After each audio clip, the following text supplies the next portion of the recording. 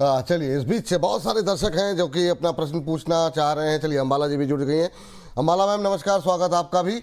और नमस्कार नितिन जी। नमस्कार मैम। नमस्कार नितिन। और सब बढ़िया मैम। सबसे पहले टिप्पणी आपकी बहुत संक्षिप्त में जानना चाहेंगे, बाजार को लेके अभी क्या है? हमने थम लगाया है, आखिरी घंटे में आएगी रिकवरी। क्या उम्मीदें हैं आपकी? रचित जी तो नहीं मान रहे हैं, आपकी कोई मतलब अलग राय है उनसे? आ, अगर ये बुरा ना माने तो बिल्कुल। आज बुरा मानने वाले क्या, सबके अपने अपने विचार हैं मैम जी। All right. देखिए, आज की डेट में थोड़ा सा एक सपोर्ट तो है जो निफ्टी ने बना लिया है इंट्राडे पॉइंट ऑफ व्यू से भी। सिर्फ एक छोटा सा, अगर आप 25,850, ये आज का इंट्राडे सपोर्ट है, ये नहीं टूटने वाला है। मुझे नहीं लग रहा कि ये टूटेगा। एंड सिंस ये बरकरार है तो हम कोई भी बाइंग साइड के ट्रेड को प्लान कर सकते हैं। अच्छा, तो अभी मतलब अभी बाजार पे पॉजिटिव व्यू है आपका, कि अभी आपको लग रहा है कि नीचे गोता लगाएगा बाजार आने वाले दिनों में? नहीं, मतलब क्यों, क्या हुआ है ऐसा? ऐसा कुछ हुआ नहीं है, पूछ रहे हैं ताकि हर ऐसा तरह की कुछ नहीं है। जानकारी लोगों तक पहुंचती रहे। मेरा काम है सवाल पूछना जी। ऑल राइट, नहीं, बाजार ठीक ठाक है। बस इतना ही है कि अगर आप सिर्फ ट्रेडिंग के हिसाब से देख रहे हैं तो इमीडिएट सपोर्ट रजिस्टर पे बाय सेल करते रहिए, काम हो जाएगा। But when you are making a view about index, index क्या दिशा दे रहा है? इंडेक्स का काम ही है दिशा देने का। जी। तो वो अपसाइड की ही है। आप ब्रेकआउट के लिए तैयार रहिए। Price is about to Reliance का सपोर्ट चाहिए बस 25 के ऊपर। जब भी रिलायंस प्रोबेबली क्लोज करेगा तो हम नए हाई की तरफ ही है। तो मेरी साइड से पॉजिटिव व्यू है अबाउट मार्केट। चलिए, ठीक। चलिए, बहुत सारे दर्शक हैं, सवाल के पूछ करके उन्होंने झड़ी लगाई हुई है। एक एक करके उन सवालों की जो है राय बातचीत करते हैं। राहुल गुप्ता जी के प्रश्न के साथ शुरुआत करते हैं, रचित जी आपके साथ। और इन्होंने लिया हुआ है REC, पावर में नहीं चल रही है और 387 पे लिया हुआ है और कह रहे हैं होल्ड करें, सेल करें, अभी क्या करना चाहिए? REC की शाल अभी क्या टिप्पणी रहेगी सर? क्या करना चाहिए? 387 पे लिया, 359 का भाव है, थोड़ा सा नुकसान में है। सर पहले तो एक चीज मैं ऐड करना चाहूंगा। जो भी अंबाला मैम बोल रही थी ये बात कि बुरा नहीं माने, नहीं बिल्कुल भी नहीं। और इनफैक्ट सर मैं आपको बताऊं, क्योंकि कमेंट्स के थ्रू मैं सर्च करता हुआ जाता हूं, तो कमेंट्स में ना एक बार बोला गया था कि ये आदमी सुजलॉन पे कुछ भी बोलता रहता है। अंबाला मैम ने सही तरीके से बोला है कि ये ओला इलेक्ट्रिक की तरह चलेगा और अभी इसमें कोई भी मूवमेंट नहीं आएगा। उसके बाद से I have started off watching Ambala ma'am की प्रेडिक्शन भी मैं क्लोजली वॉच करता हूँ। और टेक्निकल सर नो डाउट, मतलब टेक्निकल एनालिसिस हम जैसे फंडामेंटल वालों के सामने थोड़ा सा हेवी रहता है जब हम शॉर्ट ड्यूरेशन की बात करते हैं ना। तो आपका व्यू सर आंखों पर, अगर रिकवरी आती है तो अच्छा ही है, कुछ ना कुछ हमारे भी टारगेट हिट हो जाएंगे, तो बुरा मानने वाली कोई बात नहीं है। और REC की हम बात करें सर, तो देखिए REC अभी मैं समझ रहा हूँ बिल्कुल लोअर लेवल्स पे चल रहा है, बट इतना प्राइस डिफरेंस नहीं है कि मैं इनको एवरेज करने के लिए बोलूँ। मैं इनको ये बोलूंगा थोड़ा सा पेशेंस रखें। और power sector as a whole पूरा अंडर परफॉर्म कर रहा है। ये भी पावर कंपनीज को ही मेजॉरिटी, इनका जो पूरा एक कस्टोडियन है वो पावर को ही फाइनेंस करता है, तो अंडर परफॉर्मेंस इसमें भी होना लाजमी है। अभी मैं समझता हूं इसमें मूवमेंट आएगा 394 लेवल्स के ऊपर जब ये मेंटेन करेगा, उसके बाद आपको एक अपवर्ड जर्नी देखने को मिल सकती है जो इसको 440 तक लेके जा सकता है। मगर इस जर्नी को कंक्लूड करने में हो सकता है आपको 2 क्वार्टर तक का इंतजार करना पड़े। चलिए, ठीक है, 2 क्वार्टर तक का इंतजार करना पड़े। इस बीच अगली टिप्पणी हमारे एक दर्शक की आई है और वो अंबाला जी के लिए आई है। कह रहे नमस्कार, विनीता गुप्ता जी हैं। कह रही नमस्कार विपुल सर, प्लीज नमस्कार टेक, नितिन। हाँ please take my question from Ambala ma'am. See is my favourite long term view and targets for Aditya Birla fashion.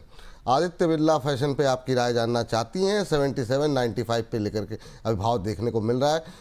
और विनीता जी, एक रिक्वेस्ट रहेगी, जब भी सवाल पूछें तो ये ज़रूर मेंशन कर दें कि आपने ले रखा है, लेना चाह रहे हैं, ठीक है। अगर आपने ले भी रखा है तो लेवल्स क्या ले रखे हैं, उससे काफ़ी ज़्यादा बेहतर थोड़ी सी जानकारी आपको मिल जाएगी। ये स्वयं अंबाला मैम जी, देखिए, BFRL मेरे पास आज नहीं है लेकिन था, so this is a disclosure.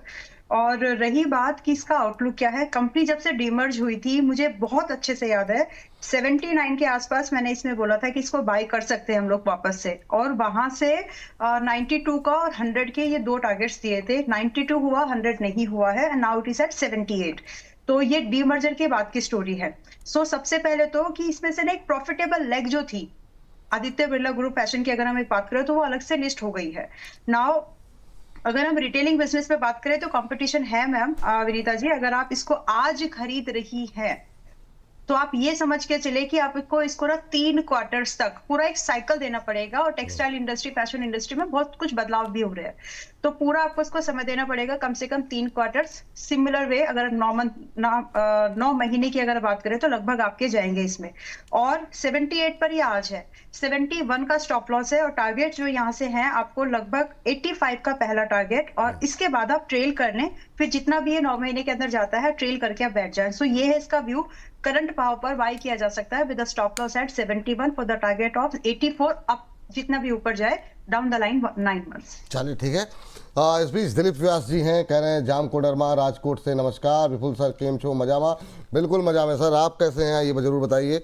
और इनका प्रश्न है, 2 प्रश्न हैं। अब कोशिश करते हैं हम हमेशा एक ही लेने की, लेकिन बहुत लोगों की फिर नाराज़गी हो जाती है, लेकिन ठीक है। जमुना ऑटो सर इन्होंने 95 पे लिया हुआ है, फिलाटेक्स इंडिया 60 पर लिया हुआ है, कह रहे हैं कि 100 शेयर हैं सर, एक में प्रॉफिट है एक में लॉस, क्या करना चाहिए? सम्माननीय रचित सर की राय, आभार। तो ये सम्माननीय सर आप बताइए क्या करना चाहिए? जमुना ऑटो के अंदर 95 पे लिए हुए हैं, यहाँ पे इनको हो रहा है प्रॉफिट, कहाँ पे प्रॉफिट बुक करना चाहिए? सर अभी मैं समझता हूँ जिस तरीके से ये पर्टिकुलर स्टॉक पोजीशनड है, ये अपनी पोजीशन को कैरी करते चलें, कोई भी प्रॉब्लम नहीं दिख रही है।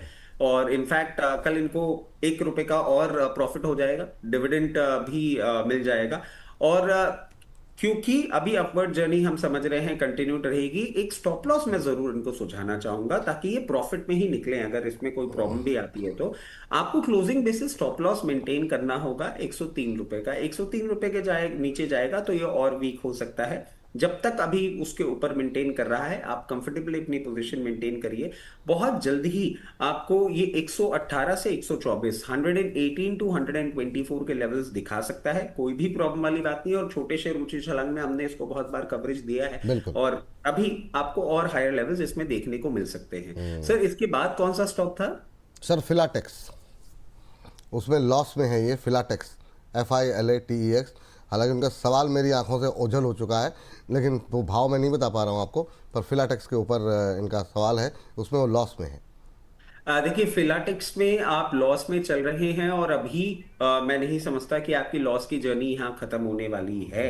अभी मैं समझता हूँ इसमें आपको फर्दर डाउनसाइड देखने को मिल सकता है, और ये डाउनसाइड अरेस्ट होते होते हो सकता है ये आपको 48 रुपए तक का भी लेवल दिखा दे। यहां से और फर्दर थोड़ा सा डाउनसाइड आपको देखने को मिल सकता है।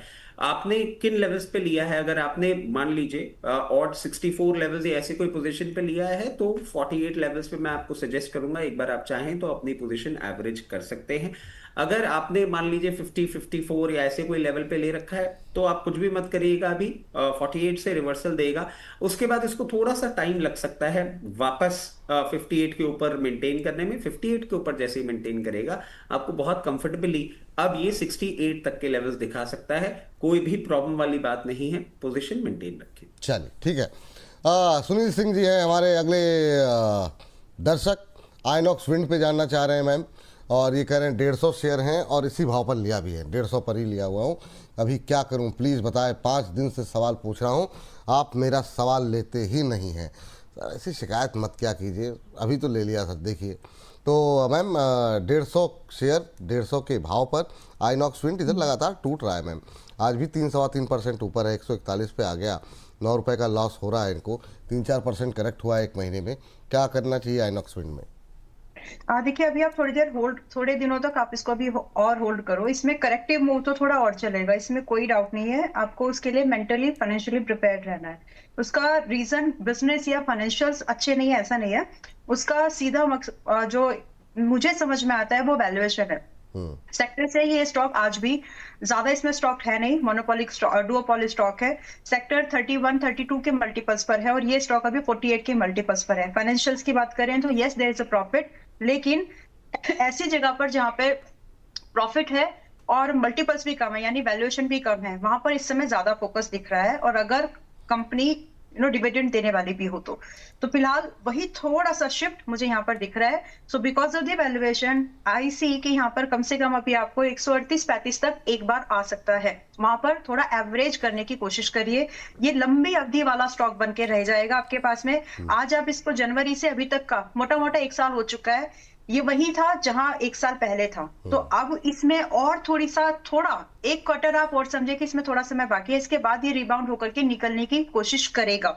तो उस मूव में बने रहने के लिए आप 135 के आसपास थोड़ा एड ऑन करो, और एक कंबाइंड स्टॉप लॉस जो आप लगा सकते हैं वो 125 पर आप लगा कर बैठिए, और 155 से लेकर के 170 बड़े टारगेट्स है। अभी लगेगा कि अचीव होंगे कि नहीं होंगे, ऐसा लगेगा, लेकिन अगर हम एक क्वार्टर और होल्ड करें तो हमको दिख जाएगा कि यहाँ पर रिबाउंड ब्रेकआउट्स होने शुरू हो गए हैं। सो वेट फॉर अनदर क्वार्टर, और 135 पर थोड़ा सा एवरेज।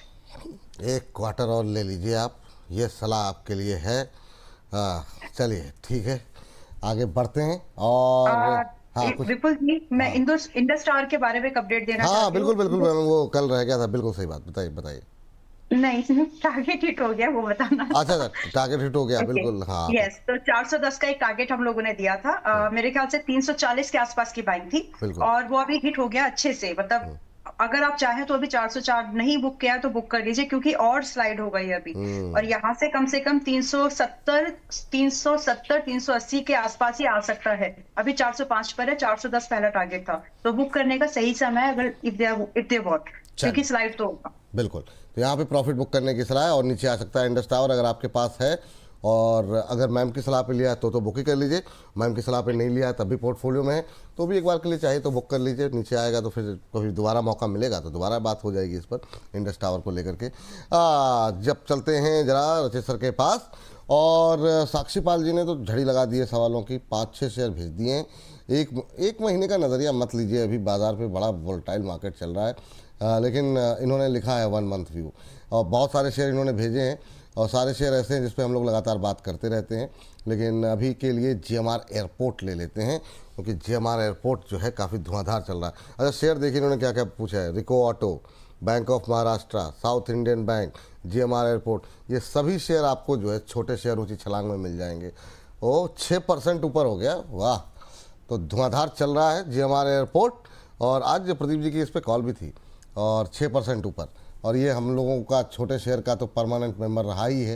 रचित सर क्या टिप्पणी रहेगी जीएमआर एयरपोर्ट को लेकर के? अब 6% ऊपर, 100 के पार पकड़ी है रफ्तार, अभी क्या करना चाहिए? देखिए अभी इनको मेंटेन करना चाहिए, और एक महीने के लिए अगर आप बोलते हैं तो मैं बहुत ज्यादा आपको एग्रेसिव लेवल्स नहीं सुझा पाऊंगा, बट मैं समझता हूँ एक महीने में आपको बहुत कंफर्टेबली 112 से 116 का लेवल दिखा सकता है। अपने स्टॉप लॉसेस के साथ पोजीशन मैनेज करिएगा, और वही होता है सर, इसके लिए बोलता हूँ कि और चलेगा तो फिर ये चलना बंद कर देता है, इसलिए यही बोलूंगा कि नहीं, अभी ये नहीं चलेगा। जी चलिए, तो ये बात है यहाँ पर जीएमआर। अच्छा सर ये बताइए कि चूंकि अब चल रहा है, तो जैसा कि आज सुबह तो खैर हम लोगों ने डिस्कस किया था, लेकिन क्या करंट लेवल पे खरीदारी की जा सकती है 103 के आसपास? नहीं नहीं सर, मैं थोड़ा सा क्योंकि वही वाली है ना सर, बहुत बुद्धि वाला आदमी हूं मैं, यही बोलूंगा कि ये सपोर्ट के आसपास आए, वहां पे आप पोजीशन बनाए। मगर सर बार बार आई रिआइटरेट, आज ये बहुत टाइम बाद चल रहा है। डोंट एक्सपेक्ट कि ये जो आज आप मूवमेंट देख रहे हैं ये इसका रेगुलर मूवमेंट होने वाला है। अगर आपको इसमें पोजीशन बनानी है 1 महीना 2 महीने के लिए, ये काउंटर बिल्कुल भी नहीं है। एटलीस्ट आप इसमें 4 क्वार्टर का टाइम दे सकते हैं तो ही इसमें पोजीशन बनाएं, क्योंकि ये आपको फिर इतना इरिटेट कर देगा अपने मूवमेंट से कि आपको लगेगा आप गलत फंस चुके हैं। तो उतना टाइम ड्यूरेशन अगर दे सकते हैं तो पोजीशन बनाइएगा, और वो लेवल जो निकल के आता है वो आता है 96, नॉट बिफोर दैट। चलिए ठीक है, ये बात यहाँ पर है। और मैम आपके लिए जो प्रश्न हमारी एक दर्शक ने भेजा है वो है सबिहा अंजुम जी, एथर एनर्जी के बारे में जानना चाह रही हैं। करीब 700 का बाई लिया हुआ है, प्लीज़ अंबाला मैम का व्यू इस पर दिला दीजिए। तो आप अपना व्यू दीजिए। एथर एनर्जी बहुत लोगों के ट्रेडर्स के भी पसंदीदा शेयरों में शामिल रहा है काफ़ी समय तक, अभी क्या करना चाहिए? और एथर एनर्जी मुझे याद है, मैंने इसको रिकमेंड किया था, और बहुत ही मतलब मुझे लगता है कि ये स्टॉक मैं खुद क्यों नहीं खरीद पाती हूँ। Some time I literally feel this, because खैर नो वरीज, अपना थोड़ा माइंडसेट अलग है, मुझे थोड़ा इन्वेस्टिंग की तरफ जाना है। एथर एनर्जी डबल हो गया, वहां से डबल क्या 1.5 गुना हो गया एक्चुअली।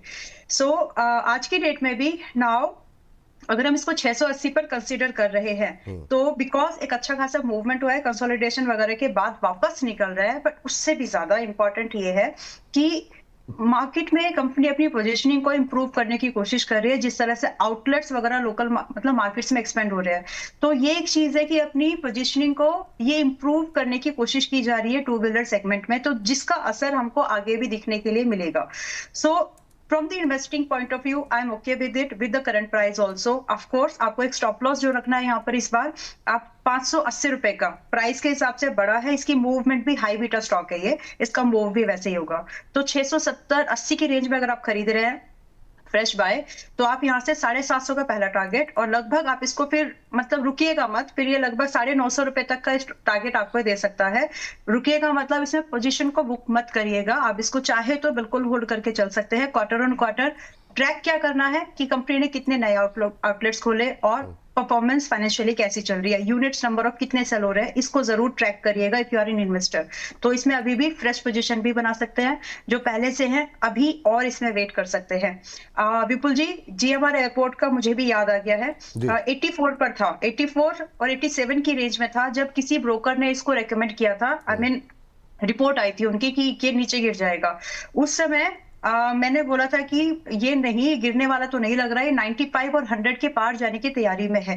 समय लिया इसने, लगभग 3 महीने 4 महीने का समय ले लिया इसने, लेकिन इसने कर दिखाया। सो मैं यहाँ पर ये नहीं बोल रही हूँ कि हमारे टारगेट्स हो गए। What I am trying to make you understand here from you viewers, कि आप किसी भी रिपोर्ट को भी पढ़े ना, आप अपना आउटलुक जरूर बनाइए कि सिर्फ किसी को फॉलो मत करो, चाहे मैं हूं या कोई ब्रोकर है। देखो कि आपको क्या लग रहा है, उतना तो लर्निंग आपको मार्केट में ना कोई कुछ भी बोले करना आपको अपने मन की है, तो उसके लिए थोड़ा सोच समझ के अपने पैसे को लगाओ। और जीएमआर आज 103 पर है, 100 तक के टारगेट्स मैंने देखे थे, अचीव हो गए हैं, चाहे तो बुक कर लीजिए, बट यहाँ से एक नया टारगेट शुरू होता है अगर आप चाहे तो। जी ठीक है मैम, ये शानदार रैली देखने को मिल रही है। इस बीच हमारे एक व्हाट्सअप पे सर, जो व्हाट्सअप पे ऊपर नंबर चल रहा है, लोगों से हम अपील करते हैं सवाल भेजिए।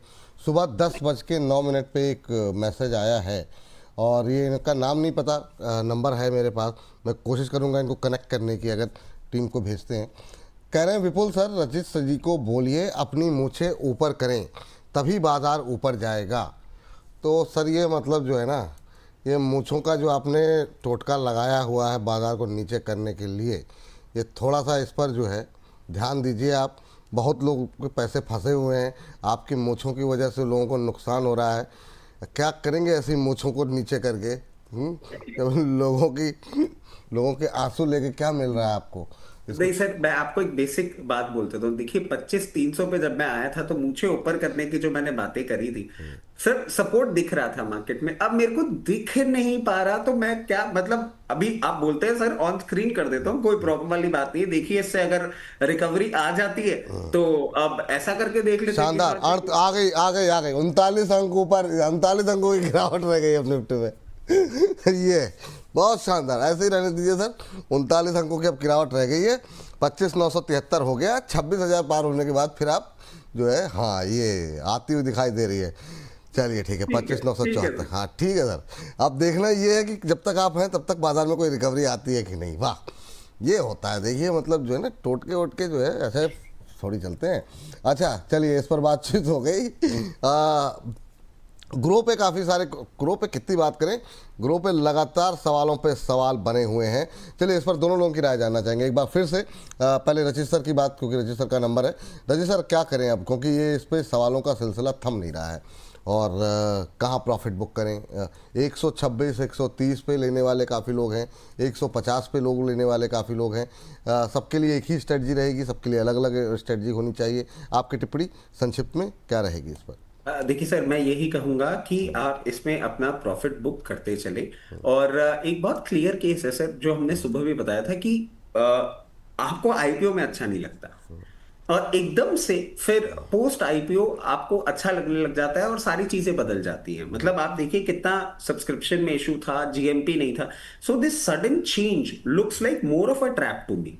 मेरे को मार्केट इंफ्रा स्टॉक्स में और स्टॉक्स पसंद है जो कि हमने आपको बता ही दिया, तो I will not discuss much मैं नहीं समझ पा रहा हूं, मैं बहुत ज्यादा कॉन्फिडेंट नहीं हो पा रहा हूं।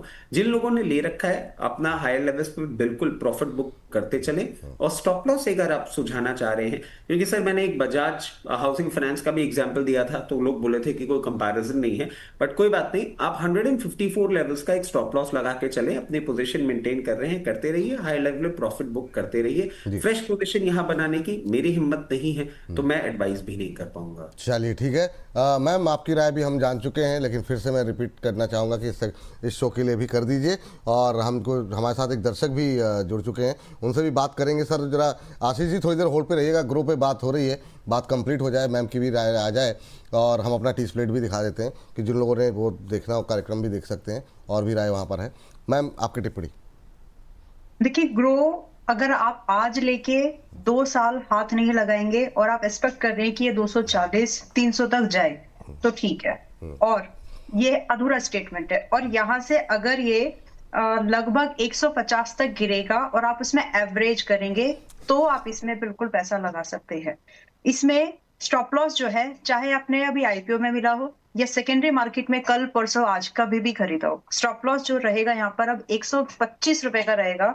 मतलब इससे ज्यादा की ना तो जरूरत है और ना ही होना भी चाहिए। So this is a more than risk that one should take. ये इससे ज्यादा की जरूरत यहाँ पर नहीं है।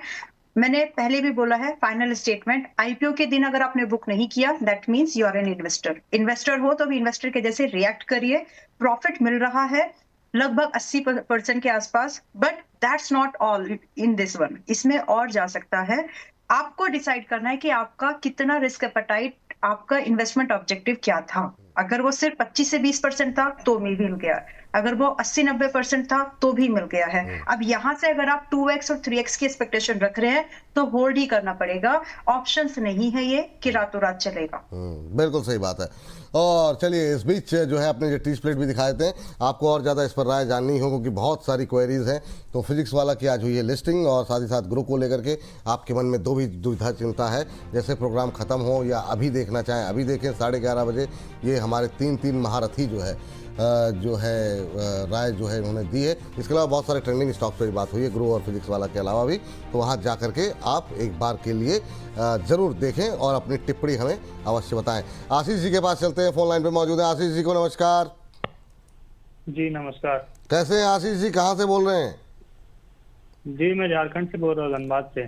धनबाद से बोल रहे हैं, वाह वाह, बहुत शानदार सर। और क्या करते हैं वहाँ पर? जी यहाँ पे अभी मैं स्टूडेंट हूँ। स्टूडेंट है? 25 ईयर एज है मेरा। वाह, चलिए, तो मम्मी पापा से पैसे ले करके आप पैसे लगाते हैं? नहीं नहीं सर, खुद से सेविंग करता हूँ वही पैसे। अरे मतलब बहुत अच्छी बात है सर। आशीष जी कैसे लग रहे हैं प्रोग्राम आपको हमारे? जी प्रोग्राम अच्छा लग रहा है, सारा स्टॉक कवर होता है इस पे। अच्छा चलिए, बहुत बढ़िया। बताइए क्या सवाल है आपका, बताइए। जी जीआरएसी का मेरे पास 10 शेयर है। हाँ। 2770 के भाव पे, तो इस पे बना रहना चाहिए या प्रॉफिट बुक करना चाहिए? चलिए ठीक है, 2770 पे ले रखे हैं, अच्छा प्रॉफिट भी हो रहा है आपको, पर बड़ा सवाल यही है कि आखिर में क्या कहाँ पर एग्जिट लिया जाए। रचित सर, क्या ये 3000 के ऊपर प्रॉफिट बुक करना चाहिए या फिर चूँकि 100-150 रुपये मिल रहे हैं इन्हें, 100-125 रुपये, तो वहाँ पर प्रॉफिट बुक करना चाहिए? 100 ही रुपये मिल रहे हैं, 125 भी नहीं। क्या टिप्पणी रहेगी आपकी? देखिए, मैं भी यही कहूंगा कि ये जर्नी आपको कंटिन्यू होती हुई दिख सकती है। लोअर लेवल से कंटिन्यूसली हम इन स्टॉक्स के बारे में बात किए ही जा रहे हैं। अभी आप जिस तरीके से इसको देख रहे हैं, बहुत नियर फ्यूचर में आपको 3170 तक के लेवल्स दिखा सकता है। अगर आपने इसको बहुत ज्यादा लंबे समय के लिए नहीं लिया है तो 3170 में आप अपनी पोजीशन एक बार बुक कर सकते हैं, और अगर आप इसको थोड़ा सा समय देते हैं तो ये उतना ही आपको रिटर्न देने की कैपेबिलिटी रखता है। 3540 के लेवल्स भी आपको देखने को मिल सकते हैं अगर आप इसको मैं समझता हूं कि बजट तक भी होल्ड करते हैं। 3540 तक के लेवल्स आपको ही दे देगा। अब इसमें एक और चीज मैं इनको सुझा देता हूं जो इनकी बातों से मुझे समझ में आया। ये शायद लॉन्ग टर्म इन्वेस्टर नहीं है, इन्होंने एज ए ट्रेडिंग बेट ही लिया है। तो 2460 का एक स्टॉप लॉस होगा 2460 रुपए का, जिसको इनको हमेशा लगा के चलना चाहिए। उसके नीचे क्लोजिंग होती है तो पेन पॉइंट बढ़ सकता है और ये बिलो 2000 भी जा सकता है। At the very face of it नहीं लग रहा है ऐसा, बट क्योंकि प्रॉफिट में है और ट्रेडिंग पोजीशन ही है, इसीलिए एक स्टॉप लॉस लगाना जरूरी है। चलिए ठीक, ये बात है। ये बात हो गई जीआरएससी को लेकर के। अब अगली टिप्पणी के लिए चलते हैं। अगले दर्शक के पास, जो कि हमें भेजा गया है प्रश्न, और ये प्रश्न जो है आया हुआ है यस बैंक को लेकर के। हमारे एक दर्शक जानना चाह रहे हैं, मैम यस बैंक पे आपकी राय क्या होगी? रचित सर से हमने अभी सुबह व्यू लिया था और हम लोग अक्सर छोटे शेयरों में बातचीत करते रहते हैं। 23 रुपये के आसपास चल रहा है, कई सारी अपडेट्स भी हैं यहाँ पर। आज सुबह गूगल के ट्रेंड पर भी आया था। यहाँ पर हिस्सा जो है वो बढ़ा सकती है SMBC, इस तरह की खबरें भी हैं। ऑलमोस्ट फ्लैट, आपकी टिप्पणी क्या होगी? यस बैंक में मेरे हिसाब से बने रहिए, और मुझे याद है मैंने 17 और 18 रुपए के पास में यहाँ पर भी इसको बाय कराया था, पुरानी बात है। शायद मन ही है दूसरे प्लेटफॉर्म पर भी। तो अभी 24 रुपए का जो भाव था, टारगेट 22 रुपए और 24 रुपए के टारगेट से हिट हो गए।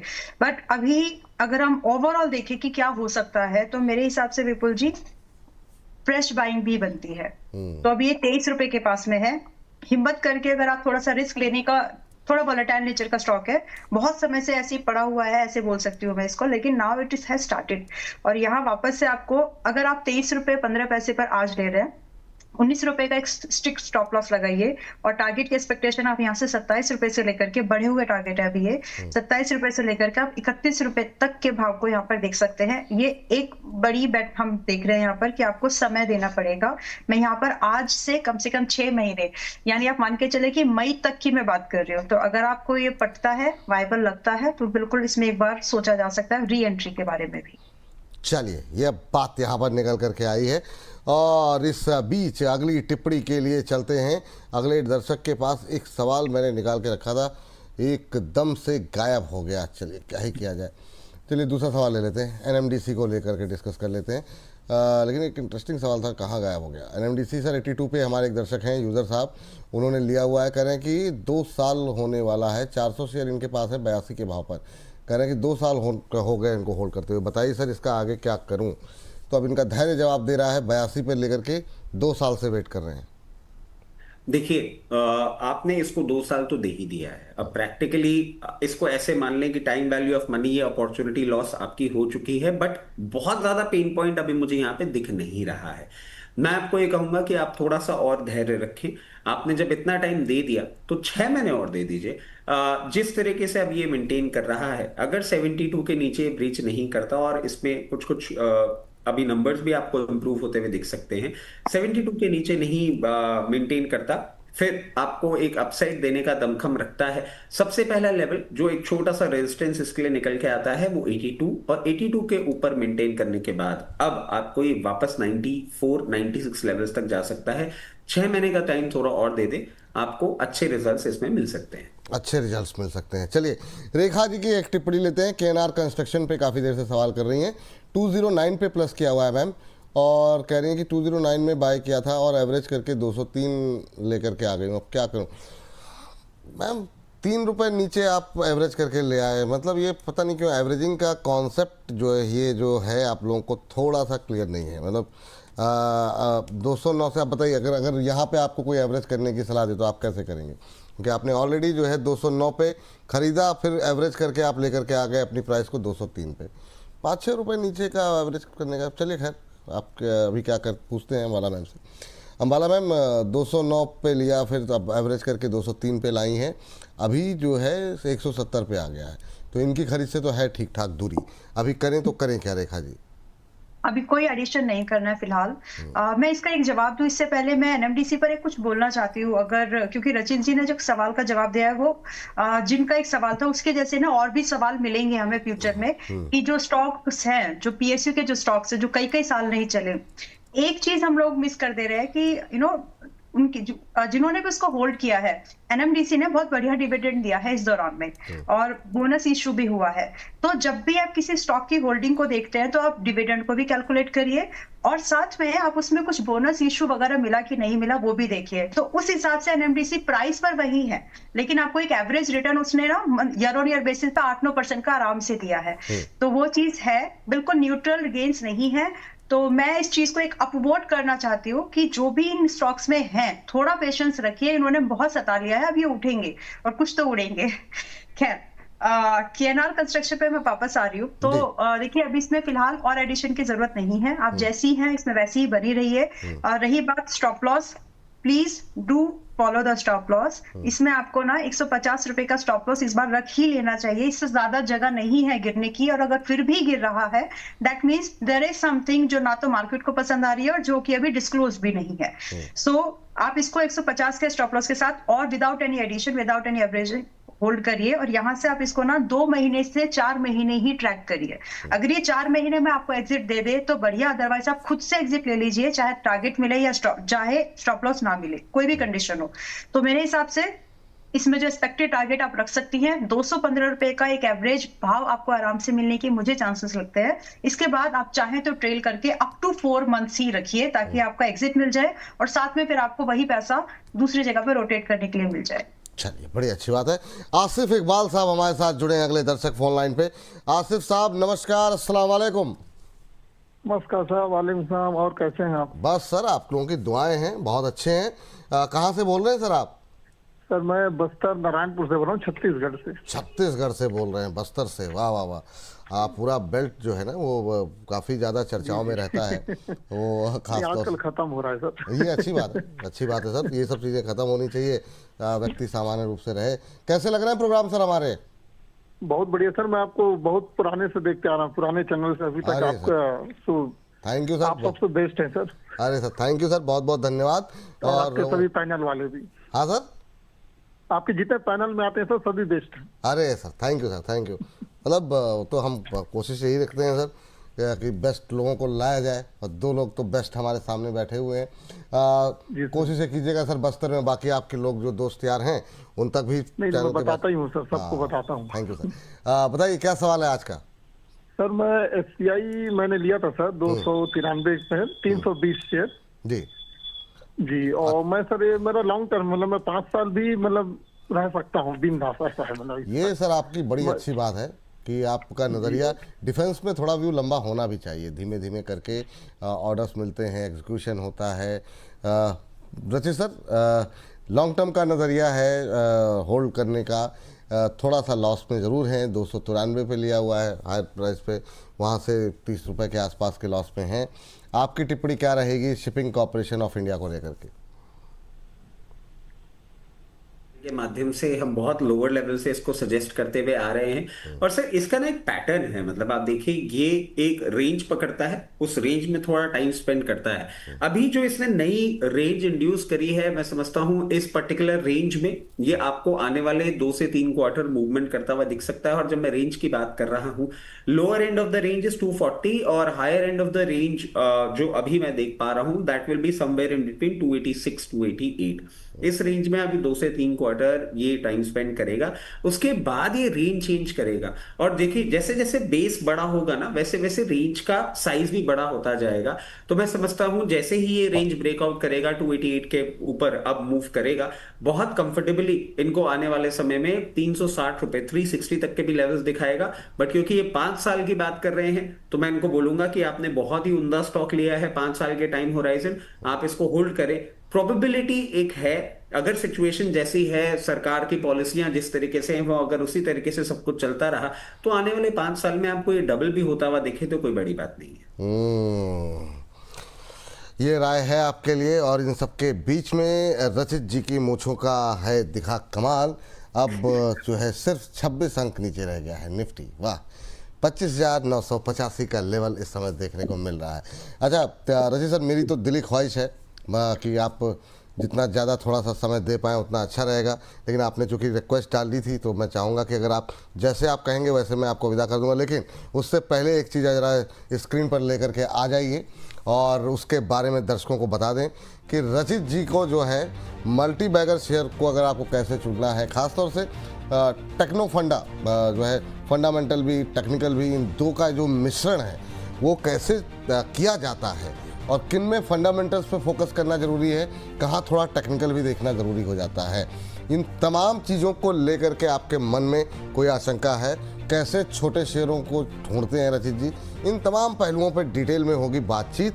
और ये जो है रचित खंडेलवाल जी आ रहे हैं दिसंबर में, तो समय है आपके पास पर्याप्त, लेकिन अभी से करना शुरू कर दीजिए। आप जो है हमारे इस विशेष जो वेबिनार होने जा रहा है उसके लिए रजिस्ट्रेशन। रचित सर, अभी पूरा जो है लंबा वक्त अरसा बाकी है, 1 महीने का, 1 महीने 2 दिन। और क्या टिप्पणी करना चाहेंगे, आपकी तैयारी क्या चल रही है इसको लेके? सर सबसे पहले तो एक चीज मैं कहना चाहूंगा कि ये मूंछों को दोष देने के बजाय अगर हम अंबाला मैम की रिसर्च की बात करें तो वो ज्यादा वैल्यूएबल लगती है मुझे, क्योंकि अब फिर इस चक्कर में ना मुझे ऐसे ही जोकर बन के आना पड़ जाएगा हर बार।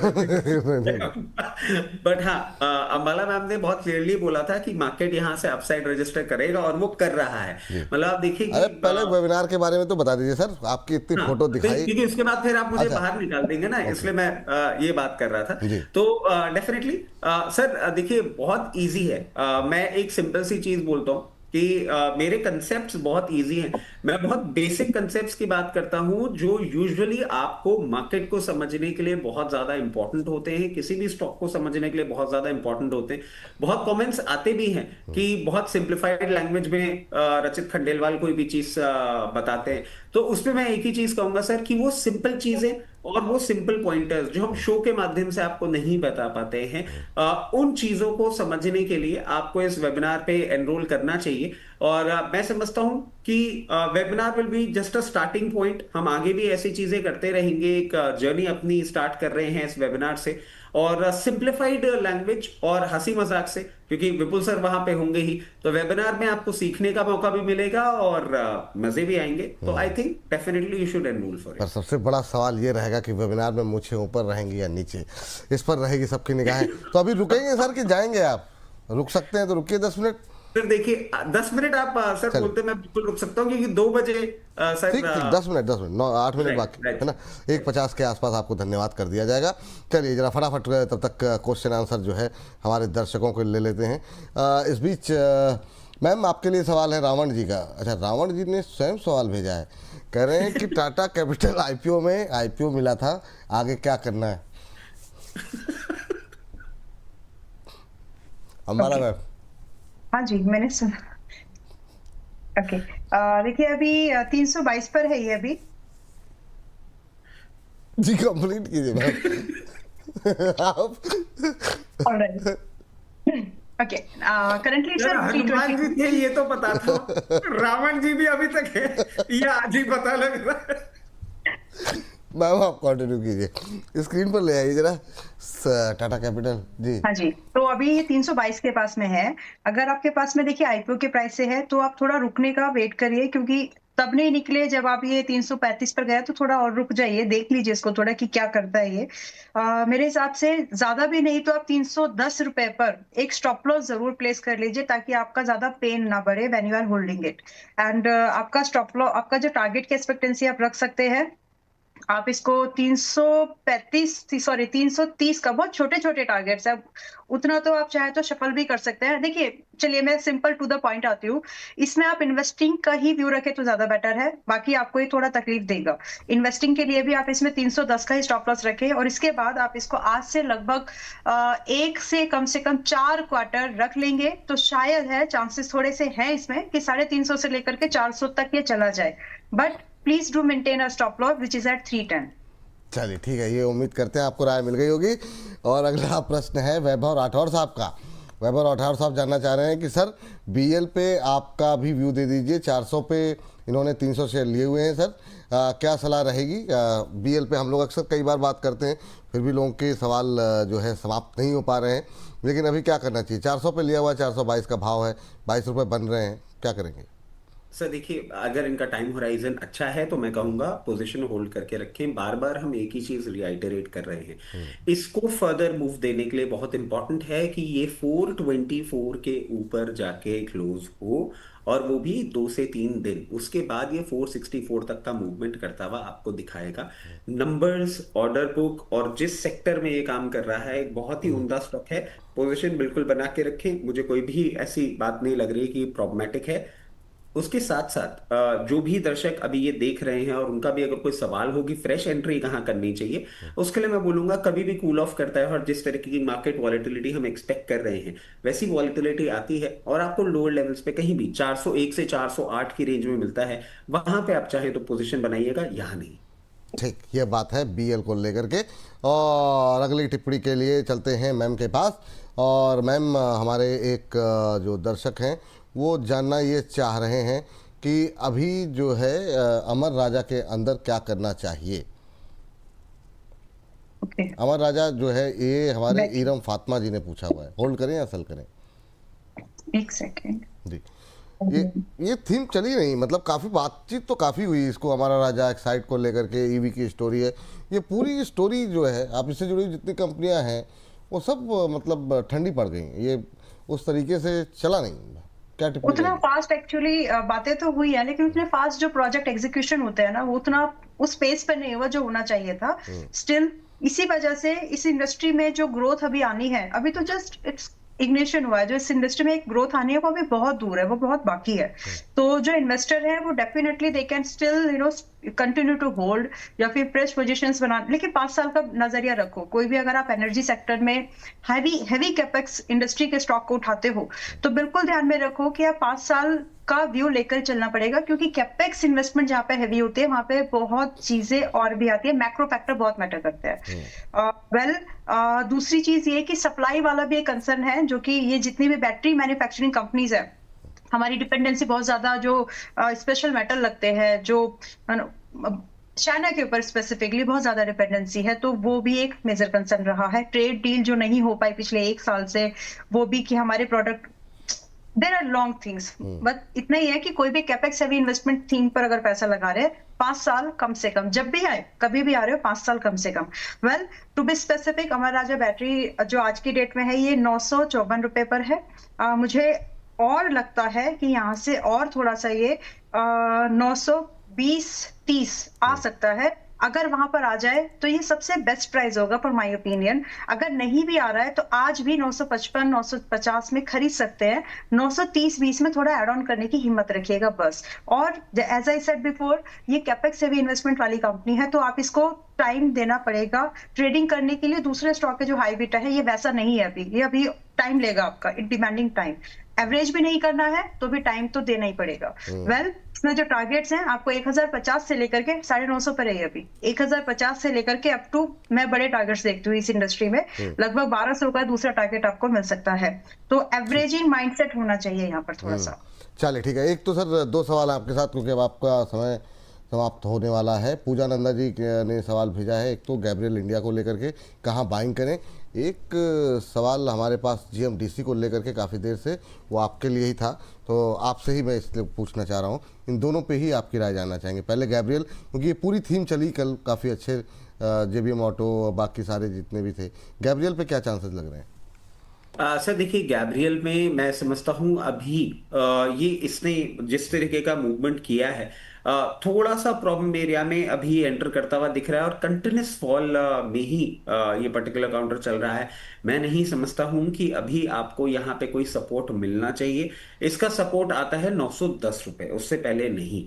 अगर पूजा जी ने हायर लेवल पे ले रखा है तो मैं इनको एक ही चीज सजेस्ट करूंगा, 910 रुपए के आसपास आता है, वहां पे एक बार चाहें तो एवरेज करें। एवरेज करके अपनी पोजीशन आप मेंटेन करिए, और जैसे ही रिवर्सल देगा, सबसे पहला लेवल जो आपके लिए निकल के आएगा वो 1125 का आएगा। स्पेस में कोई आज सच प्रॉब्लम है नहीं। और गैब्रियल आप देखें सर, ऑटो एंसिलरी से लेकर रेलवे और डिफेंस में भी पार्टिसिपेट कर रहा है, जिस तरीके से ये कंपनी पूरी की पूरी फ्रेमवर्क की चल रही है। डाउन साइड थोड़ा सा और देखने को मिल सकता है, बट रिवर्सल पे आपको हायर लेवल्स मिलेंगे, और लो लेवल पे आप चाहें और सक्षम हो तो एवरेज करिएगा, वरना वेट करिए, थोड़ा सा टाइम और देंगे। बहुत कंफर्टेबली आपको जब ये 1156 रुपए के ऊपर मेंटेन करना चालू कर देगा, और इसके लिए मैं समझता हूं आपको 2 क्वार्टर 3 क्वार्टर देने पड़ सकते हैं, वापस आपको बहुत कंफर्टेबली 1360 रुपए के लेवल दिखाएगा। GMDC अभी मैं समझता हूं एक अपना सपोर्ट टेस्ट कर रहा है, यहाँ पे कोई प्रॉब्लम वाली बात नहीं है, आपकी पोजीशन है, बने रहे। ये रिवर्सल देते ही सबसे पहले आपको वापस से 624 रुपए के लेवल दिखा सकता है। आने वाले 1 महीने के अंदर अंदर पोजीशन बनाए रखें, कोई भी प्रॉब्लम नहीं है। चलिए ठीक है। हमारे एक दर्शक राकेश कुमार पांडे जी कह रहे 3 महीने से बोनस के हर एनालिस्ट ने जो भी शेयर बताए हैं वो कहीं नहीं बढ़े हैं, वहीं के वहीं पड़े हुए हैं, ये कैसे एनालिसिस हैं? प्रभु क्या ही बोले, इसका मतलब आपने पता नहीं कब देखा। कुछ स्टॉक्स मैं गिना देती हूँ, रहने दीजिए, क्या फायदा, क्या फिर वो फायदा नहीं है ना उसका, वो कि मतलब अभी तो आज ही तो हम लोगों ने डिस्कस इतने सारे कर लिए, GMR हुआ, यस बैंक हुआ, ग्रो की बात हो गई, तो आप बताने की आवश्यकता नहीं, इसी प्रोग्राम में हम लोगों ने डिस्कस कर लिए हैं, तो अब उस पर कोई फ़ायदा नहीं है। कहाँ कहाँ एक्सप्लेनेशन देते हम लोग फिरेंगे, लेकिन टिप्पणी भाई साहब ने बहुत शानदार की है। लेकिन रजत सर, तो एक रिक्वेस्ट है कि जो लोग देख रहे हैं ना वो लोग बताया करे कि जब टारगेट्स हो जाते हैं ना तब मेंशन करो, कृपया करके आओ और बताओ कि फला फला दिन ये दिया गया था, फला फला इसमें ऐसा हो गया। तो इससे क्या है कि सामने वाले जो बाकी जो आते हैं ना बैक टॉक करने के लिए, उनको पता चल जाएगा कि भाई ऐसा नहीं है, चुप हो जाओ। बस, बहुत शानदार। तो आप लोग थोड़े इस पे एक बात मैं कहना चाहूंगा, एक्चुअली मैम ऐसा होता है, मतलब कुछ हाँ, मैंने हमारे देखा, सही बात है, बिल्कुल लोग करते हैं। जो आते हैं और बोलते हैं कि भाई ये दिया था वो दिया था। और आपको बहुत एक फन पार्ट बताता हूँ, क्योंकि मैं क्या कमेंट्स बहुत रिलीजियसली फॉलो करता हूँ, मैं सारे कमेंट्स पढ़ता हूँ जो भी होते हैं, और मुझे बहुत मजा आता है। मुझे शो देखने से ज्यादा कमेंट्स पढ़ने में मजा आता है। आप एक ही दिन पढ़ा था, मैंने फिर म्यूट कर दिया। कई कबार ट्रोलिंग जो होती है ना, अगर कोई ट्रोलिंग करने आ गए हैं आपके दर्शक, तो उनके अगेंस्ट लोग उनके अगेंस्ट बातें भी कर लेते हैं in favour of the channel and the analyst. तो ये दोनों चीजें चलती है, और हमेशा शो करने के बाद ना कमेंट्स पढ़ने में मजा बहुत आता है। बहुत शानदार सर। चल सर, आपका समय पूरा हो गया, मन तो नहीं भरा, लेकिन जाते जाते कोई डिस्क्लोजर? बिल्कुल सर, जितने भी स्टॉक्स हमने आपके चैनल पे डिस्कस किए हैं, उसमें मेरी personal position, immediate family position, client position हो सकती है। जितने भी स्टॉक्स हमने आपके चैनल पे डिस्कस किए हैं वो कंपनीज, उनके प्रमोटर्स और उनकी ग्रुप कंपनीज हमारे क्लाइंट हो सकते हैं। Investment in equity market are subject to market risk. Please consult your financial advisor before making any investment or taking any trade in any script that we have discussed on your channel. बहुत बहुत शुक्रिया, बहुत बहुत धन्यवाद आज की इस चर्चा का हिस्सा बनने के लिए और अपना समय देने के लिए। चलिए एक आध टिप्पणी लेते हैं। हर्ष आ गए हैं तो अब आईपीओ बाजार की हलचल का भी रुख करेंगे, लेकिन निधि जी जानना चाह रही हैं काफ़ी देर से। मैम करें good afternoon sir. IFCI 317 share हैं 71 के भाव पर, कहीं काफ़ी लॉस हो रहा है, क्या करना चाहिए? निधि जी के लिए क्या टिप्पणी रहेगी आपकी? अभी IFCI में फंस गई हैं और 54 पे आ गया मैम, 71 पे ले रखा है। हाँ, मैं आपको ना एक शिफ्टिंग सजेस्ट कर देती हूँ मैम। मुझे नहीं लगता कि ये बहुत जल्दी रिबाउंड होगा। अगर आप चाहें, इफ यू आर कंफर्टेबल, तो जो भी आपका पैसा इसके लिए था है बचा हुआ, 70% ही बचा होगा, तो आप उसको ना थोड़ा चाहे तो शिफ्ट कर लीजिए किसी दूसरे पैक में। थोड़ा सेफर अगर मैं देखना चाहूँ तो आप एक रिलायंस को देख लीजिए। आज की डेट पे आपको थोड़ा ना बाउंस बैक में आपका पैसा निकल जाएगा। मेरी सिर्फ उतनी कोशिश है और कुछ नहीं। अगर मैंने तो नहीं दिया, मुझे पता है, बट स्टिल आपको देख करके मेरे को यहाँ पे मुझे समझ में आ रहा है कि अभी नहीं रुकेगा, इसमें और स्लाइड बाकी है।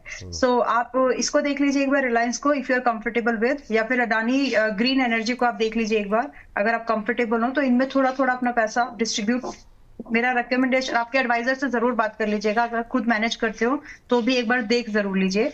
लेकिन मुझे लगता है कि इसमें से आप निकल जाओ और कोई दूसरा स्टॉक ढूंढ लीजिए। इसमें से निकल जाइए, कोई दूसरा शेयर ढूंढ लीजिए, ये सलाह आपके लिए है। चलिए इस बीच जो है सोनी जी कह रही हैं कि आपसे संपर्क नहीं हो पाता है और सवाल उन्होंने भेजा है। हम कोशिश करते हैं आपसे कनेक्ट करने की मैम, और हमारी टीम आपको कनेक्ट करने की कोशिश करेगी। अगर हो जाती हैं कनेक्ट तो जो है बातचीत भी हो जाएगी। लेकिन पहले ज़रा IPO बाज़ार की हलचल के लिए ढोल नगाड़ा बजा दिया जाए, और अब रुख करते हैं हमारे विशेष सेगमेंट IPO हो तो ऐसा।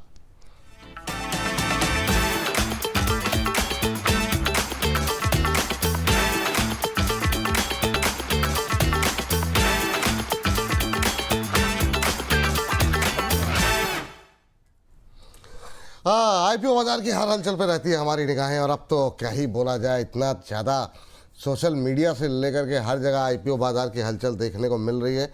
बहुत सारी ट्रोलिंग से लेकर के बहुत सारे बढ़िया कमेंट तक हर चीज़ हो रही है। हर हमारे साथ तमाम जानकारी लेकर के जुड़ जाते हैं। अभी क्या करना है क्या नहीं करना है, बड़ा सोच समझ के बोलना पड़ेगा। लोग जो है तुरंत जो है बताते हैं कि क्या आपने कहा था। मैम जो है तैयार हैं आप पूरी तरीके से IPO बाजार की हलचल को पकड़ने के लिए? कौन से IPOs की हम बात अब करने वाले हैं? वो हर्ष जी बताएंगे। हर्ष जी से शुरुआत करते हैं। हर्ष बताइए पहला IPO। तो देखिए आज तो 2 लिस्टिंग होती है देखिए, और एक पे तो आपने चर्चा कर ली फिजिक्स वाला, तो एमवे फोटोवोल्टिक के ऊपर हम लोग चर्चा कर लेते हैं। इसकी लिस्टिंग होती हुई देखिए यहाँ पर, और आप देखिए इशू प्राइस 217 का था और लिस्टिंग जो है एकदम फ्लैट 217 के भाव पर ही होती हुई दिखी है। और ऐसे में निवेशकों के मन में सवाल है कि भाई इस लिस्टिंग के बाद क्या किया जाए। ये जो है मैम इसके साथ साथ फिजिक्स वाला पे भी राय, क्योंकि ये सेगमेंट हम अलग से अपलोड करते हैं, तो जो व्यक्ति ये सेगमेंट देखे उसके बाद उसको ये एहसास ना हो कि भाई उसमें क्या बातचीत हुई नहीं। लेकिन पहले जो हर्ष ने पूछा है, अभी क्या करना चाहिए? देखिए एमवे में बिल्कुल वैसे लिस्टिंग है जो मैंने डिस्कस किया था कि लिस्टिंग के हिसाब से मैं इसको पॉजिटिव नहीं ले रही थी। तो exactly that's what we are seeing here. Investing के लिए इसको होल्ड करने लायक स्टॉक है, क्योंकि आप आईपीओ का दिन आज का था, आपने लिस्टिंग के लिए लगाया तो आपको म्यूटेड गेन है इसमें, आप चाहो तो अभी ही निकल जाओ, this is the time. But अगर आप आज नहीं निकले, so again this is the underscore कि आप इन्वेस्टर हैं, ये टैग आपके ऊपर लग जाएगा। सो अगर आप एक इन्वेस्टर हैं तो आप इसको कम से कम 2 साल का समय दो। मैंने जैसे पहले पूरे रीजंस दिए थे कि क्यों, वो आप पुराना आईपीओ एनालिसिस वाला वीडियो देख लेना तो आपको समझ में आ जाएगा। But this is demanding your time. अगर आप इसको टाइम दे देते हैं, because it's a investing theme, तो आप यहाँ पे आज ये लगभग 218 पर है, सेम जो आईपीओ प्राइस था। यहाँ से आप 250 से लेकर के ना, मैं कुछ टाइम पीरियड्स बताऊंगी, 250 से लेकर के लगभग 350 तक ही आराम से जा सकता है अगर आप 1 साल 1.5 साल का व्यू रखते हैं। उसके ऊपर अगर आप होल्ड कर लेंगे तो फिर मार्केट के ट्रेंड के हिसाब से ये मूव करने वाला है। अब इस पूरी जद्दोजहद में जो आप इसको प्लानिंग कर रहे हैं अपनी इन्वेस्टिंग की, इसमें आपका स्टॉप लॉस आप रख लीजिए 190 रुपए का। अगर ये ट्रिगर्ड हो जाए तो री इन्वेस्टमेंट दोबारा प्लान मत करिएगा, फिर कभी जब ये ट्रेंड में आएगा तो तब देखेंगे। But as of now I would say if you are an investor, please stay holding, keep it in your holding, stay invested. इसमें अभी कुछ भी खराब नहीं हुआ है, बिल्कुल वैसा ही है जैसे कि आईपीओ का टाइम पर ही आया था। तो ये मतलब अगर जो लोग आईपीओ में लगा के बैठे हैं वो भी बैठे रहे अभी हैं, अगर इन्वेस्टर हैं तो। और फ्रेश एंट्री के लिए जो आपने स्टॉप लॉस कर सकते हैं फ्रेश एंट्री। इन्वेस्टिंग आज से लेकर के आपको बस रखना है, इतनी इसमें डिमांड है। और स्टॉप लॉस डिफाइंड है 190 रुपए का स्टॉप लॉस, तो 250 से लेकर के 300 350 तक आराम से जा सकता है। जस्ट कि मैक्रो फैक्टर, क्योंकि इंडस्ट्री ऐसी है, मैक्रो फैक्टर पर गवर्नमेंट की पॉलिसीज पर थोड़ा सा डिपेंडेंट रहता है, तो ये जो अपकमिंग बजट आने वाला है इसका बहुत असर पड़ेगा इसके ऊपर। सो वेट एंड वॉच करते हैं। ठीक है मैम, लेकिन सबसे ज्यादा जो सवाल आज ट्रेंड में है और लोग पूछ रहे हैं, जैसा अभी हर्ष जिक्र भी कर रहे थे, सुबह आपसे हम लोगों ने बात भी की फिजिक्स वाला को लेकर के, क्योंकि होता ही है कि ये सेगमेंट हम जब तक 3 बजे तक अपलोड करते हैं तो काफ़ी हद तक लोगों के पास बेचने समय थोड़ा कम बचता है, तो इसलिए जो है किराए ले लेते हैं ताकि लोगों को जो स्ट्रेटजी प्लान करनी हो वो सुबह ही सुबह पता लग जाए। अभी क्या करना चाहिए जो लोग अभी तक होल्ड कर रहे हैं फिजिक्स वाला को? Again if you are only IPO trader, IPO में ट्रेडर होते हैं, इन्वेस्टर नहीं होते। आईपीओ लिस्टिंग के लिए अगर आप थे तो यू आर अ ट्रेडर, तो अगर आप वो हैं तो आप प्लीज अपने प्रॉफिट को निकाल लीजिए। मैंने आईपीओ में इसमें एप्लीकेशन के लिए मना किया था, जैसे मैंने ग्रो के लिए हाँ किया, इसके लिए मना किया था, तो I am ready to accept this. But अगर आप आज इसको बुक नहीं करते हैं तो आप ये मान के चले कि आप इसमें एक इन्वेस्टर का नजरिया आपने इसमें बना लिया है। So from that perspective 120 is the stop loss. Now अगर आप 150 पर है आज अब भी खरीदना चाहें, सुबह जब हमने डिस्कशन किया था 146 के आसपास था, तब भी मैंने बोला खरीद सकते हो, क्योंकि टारगेट जो यहाँ पर देखेंगे हम वो 185 से लेकर के अप टू 210 तक देख सकते हैं। सो स्टॉप लॉस कंपैरेटिवली कम है। अभी मैं इसको एक नए नजरिए से देख रही हूँ, क्योंकि आप ये पूछ रहे हैं एज अ व्यूअर कि हम यहाँ अब क्या करें। तो आईपीओ निकल जाओ, प्रॉफिट बुक करो। अगर इन्वेस्टर हो तो 120 का स्टॉप लॉस लगाइए, 185 से 210 का टारगेट का वेट करिए। नजरिया सिर्फ और सिर्फ 6 महीने का, 6 महीने में जो हो वो आपका, चाहे वो टारगेट्स मिले चाहे स्टॉप लॉस मिले। तो ये रणनीति आप फिजिक्स वाला में लेकर के चल सकते हैं, और ये अंबाला मैम की राय आपको मिल गई है। अगर आप और ज़्यादा व्यूज़ और ज़्यादा राय जानना चाहते हैं तो सुबह भी हमने अपलोड किया है, जिसमें अंबाला मैम तो है ही है, उसमें आपको रचित खंडेलवाल जी और प्रदीप हल्दर जी भी मिल जाएंगे। तो आप दोनों व्यूज़, सारे व्यूज़ देखिए, समझिए और उसके बाद फैसला कीजिए फिजिक्स वाला में क्या करना है। अब लेकिन अगले आईपीओ के लिए हर्ष के पास चलते हैं। हर्ष बताइए। जी, अगला आईपीओ कैपिलरी टेक्नोलॉजीज, और आज इसका जो है वो आखिरी दिन है, और आप यहाँ पे देखिए बहुत ही ठंडा रिस्पांस यहाँ पे देखने को मिल रहा है। QIBs की बात करें, यहाँ पे 31% यहाँ पे सब्सक्राइब होता हुआ दिखा है। NII का आंकड़ा देखें तो 3.5 गुना यहाँ पे भर चुका है। रिटेल पार्टिसिपेशन भी 3 गुना यहाँ पर जो है सब्सक्रिप्शन के आंकड़े दिखा रहा है, और टोटल आप देखें तो 2.5 गुना ये सब्सक्राइब हुआ है। ग्रे मार्केट प्रीमियम में थोड़ा सा यहाँ पे एक स्लाइडली सा दबाव दिख रहा है। यहाँ पर ग्रे मार्केट प्रीमियम इसको देखें हम लोग तो देखिए करीब 25 रुपये के आसपास यहाँ पर ये जो है अपर प्राइस बैंड के ऊपर ट्रेड कर रहा है। कल 5% के आसपास था, आज 4.33% के आसपास है। 602 के भाव पर लिस्टिंग की संभावना दिख रही है। 602। अच्छा, अब ये ग्रे मार्केट प्रीमियम देख के कुछ बोलने लायक नहीं है, इस पर भरोसा मत कीजिए। आज बहुत लोगों ने जो है कमेंट कर करके कहा है कि मतलब आप लोग तो ऐसा कह रहे थे, वैसा कह रहे थे। भाई अब सेंटीमेंट बदल गया बाजार, वो अब प्राइमरी मार्केट का वो एक चलता है तो फिर एकदम से आने लगते हैं लिक्विडिटी जो सर, हम लोग तो बल्कि साथ साथ बोलते भी हैं कि ग्रे मार्केट का प्रीमियम फ्लक्चुएट होता रहता है, तो उस पर विश्वास मत कीजिए। बिल्कुल सही बात है। और रिसेंट मार्केट ने 2 इस तरह के एग्जांपल सेट किया, Lenskart and this. So these are the classic examples, जो कि आपको ये दिखाता है कि जीएमपी जो है इट्स मतलब वो भरोसे, अगर ये इतना भरोसे लायक होता तो इसका प्राइस डिस्कवरी एक एक रिकॉग्नाइज्ड फ्रेमवर्क पर होनी चाहिए, सही बात है ना। तो वो चीज इट्स मैनिपुलेशन वर्ड में मैं बोलना नहीं चाहती, बट इट्स नॉट रेगुलेटेड नहीं है। तो जो चीज रेगुलेटेड नहीं है उसको कितना आप रिलायबल मानोगे? So do not track that much. आप कंपनी के फंडामेंटल देखो, फाइनेंशियल्स देखो, आपको बिजनेस पसंद आता है तो पैसा लगाओ।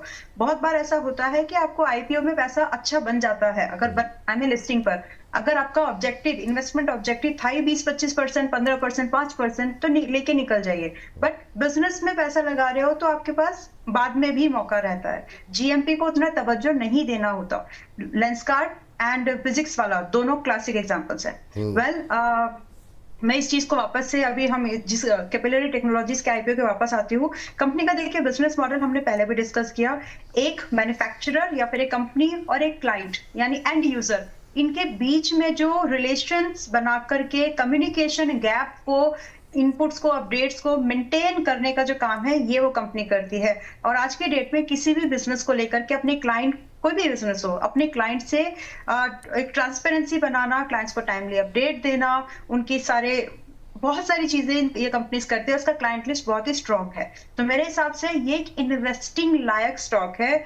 प्रीमियम लिस्टिंग के लिए आई एम नॉट श्योर कि किस तरह से यहाँ पर आपको मौका मिलेगा। Premium listing may be get dicey, लेकिन इन्वेस्टिंग में अगर आप आ रहे हो तो प्राइमरी मार्केट का ये जो प्राइस है आपके लिए एक बेटर प्राइस बन सकता है। बट आपको ध्यान में रखना है कि ये बिजनेस बहुत सारे फैक्टर्स पर डिपेंड करेगा। कंज्यूमर मार्केट स्पेसिफिकली कैसी चलती है, जो कंज्यूमर बेस है उसका किस तरह का रुझान है, तो ये सारी चीजें रहेंगी हमेशा। तो 2 साल का नजरिया अगर आपका है तो आप इसमें पैसा लगा सकते हैं।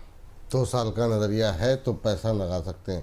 इतना लंबा व्यू हालांकि बहुत लोग लेते नहीं हैं, ज़्यादातर लोग तो आजकल लेना, वही तो मैं एक्सप्लेन करने, आपको आईपीओ में एप्लीकेशन क्यों करना है, व्हाट इज द रीजन? कि आपके पास में स्विंग ट्रेडिंग के लिए कोई दूसरी अपॉर्चुनिटी नहीं है, और यू आर एक्सपेक्टिंग कि भैया हम let me use that word, हम जुआ नहीं खेल रहे ना कि यहाँ पर हमने भी एक आईपीओ लगाया, 15 दिन के बाद में लिस्टिंग हो जाएगी। भाई do something else for that. Why you are taking that IPO risk अगर आपको सिर्फ लिस्टिंग के दिन ही निकलना है तो? सो बिजनेस तो सेकेंडरी मार्केट में भी अवेलेबल होते हैं। Why this only? Swing trade करना है, आप ऑप्शन कर लो, कम से कम ऑप्शन में स्टॉप लॉस तो प्लेस कर सकते हो। बात तो सही है आपकी।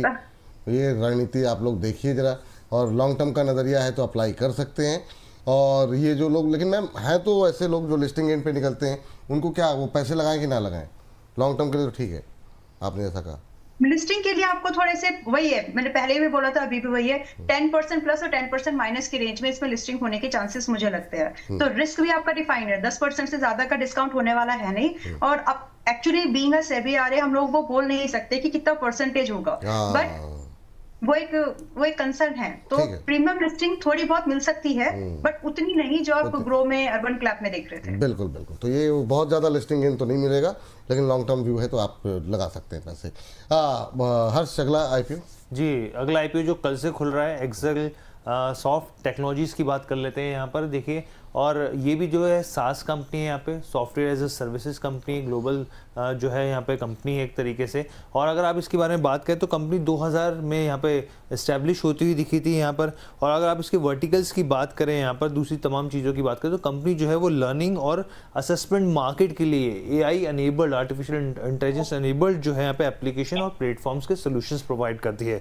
थोड़ा सा और डीप डाइव करें यहाँ पर तो आप इसमें देखिए test, assessment platforms, learning experience platforms हो गए, स्टूडेंट सक्सेस प्लेटफॉर्म्स हो गए, ये तमाम तरह, और खासतौर पर डिजिटल बुक जो है, इस तरह के सोल्यूशन जो है वो कंपनी प्रोवाइड करती है।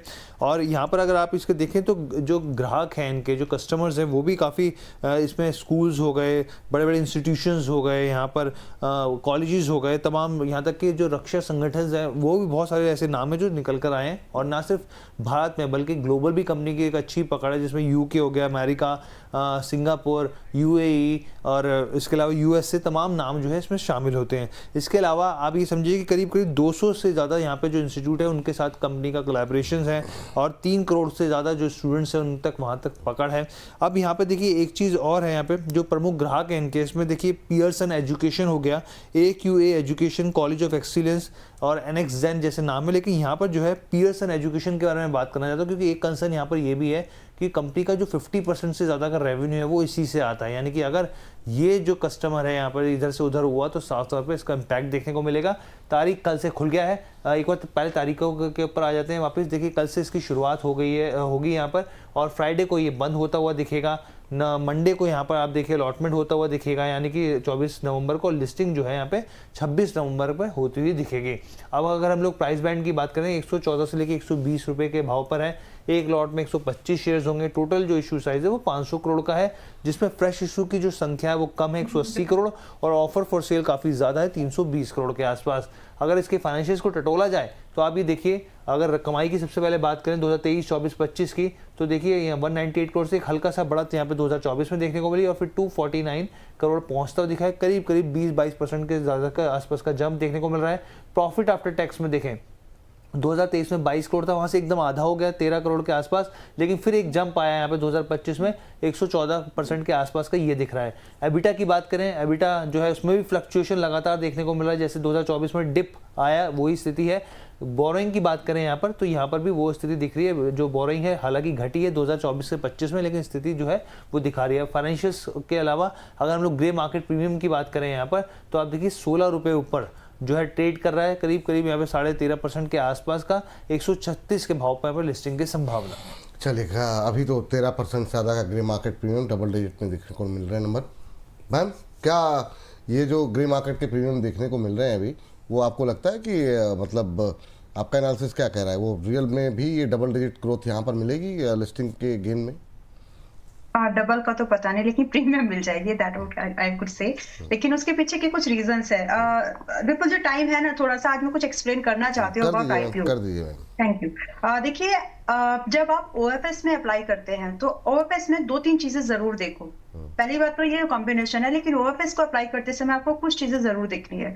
क्या वो कंपनी जब ओएफएस दे रही है तो क्या वो सिर्फ एग्जिट ले रही है, या फिर वो एक्चुअल में एक ऐसी ब्रांड है, एक ऐसा बिजनेस को वो होल्ड करती है जिसका मार्केट में एक वैल्यू है, वो गुडविल है, वो ब्रांड पोजिशनिंग है। तो मैं कुछ एग्जाम्पल दूंगी आपको, हुंडई का, एलजी का, एंड दूसरा अभी एक और आईपीओ जो अभी रिसेंटली हुआ था। ये 2 एग्जांपल तो खैर हमको मिल ही गए हैं। तो ये कुछ एनएसडीएल, तो अगर कंपनी इस तरह की ओएफएस के थ्रू आईपीओ में आपसे पैसा मांग रही है तो ठीक है, क्योंकि उनकी बिजनेस में वो स्टेबिलिटी है। लेकिन जब इस तरह की छोटी कंपनीज, ये छोटा साइज का आईपीओ है और जिसके बिजनेस के क्लाइंटेल तो है, लेकिन उसका एक बिजनेस, एक risky model, service industry specifically अगर ओएफएस में आ रही है, तो आपको बहुत बारीक देखना उसको पड़ेगा कि वो एक्चुअली कर क्या रही है। सो हियर मार्केट डेफिनेटली ये ग्रोइंग इंडस्ट्री रहने वाली है और ये आगे भी रहेगी, इसमें डिमांड बढ़ेगी। क्लाइंट्स जो इसका 50% डिपेंडेंसी एक ही क्लाइंट के ऊपर है, मुझे लगता है कि नए बिजनेस को एक्वायर करने के लिए, नए क्लाइंटेल को एक्वायर करने के लिए definitely they will try for it. मुझे जो सबसे इंपॉर्टेंट चीज यहाँ पर लग रही है कि ये बिजनेस टोटली एक सर्विस इंडस्ट्री है, और सर्विस इंडस्ट्री में आपका एक फिजिकल डिलीवरी जैसा तो कुछ नहीं होता। तो वहां पर जो आपका मैनेजमेंट बहुत ही क्रूशियल रहता है, तो आपको वो जरूर देखिए, जो कि इस कंपनी के मामले में मुझे ठीक ठाक ही लग रहा है। दूसरा चीज जो हम यहाँ पर देखेंगे, जैसे कि हम क्या नोटिस कर पा रहे हैं, पहले भी बताया, फिर से बता रही हूँ, प्राइस बैंड। चाहे कंपनी कितनी अच्छी हो या नहीं भी हो, लेकिन अगर वो 100 रुपए के आसपास है ना, तो वो माइंडसेट ही बना हुआ है कि वो लोगों को सस्ता लगता है, चलो ठीक है ट्राई करते हैं, वैसा वाला ही यहाँ पर भी कुछ होगा।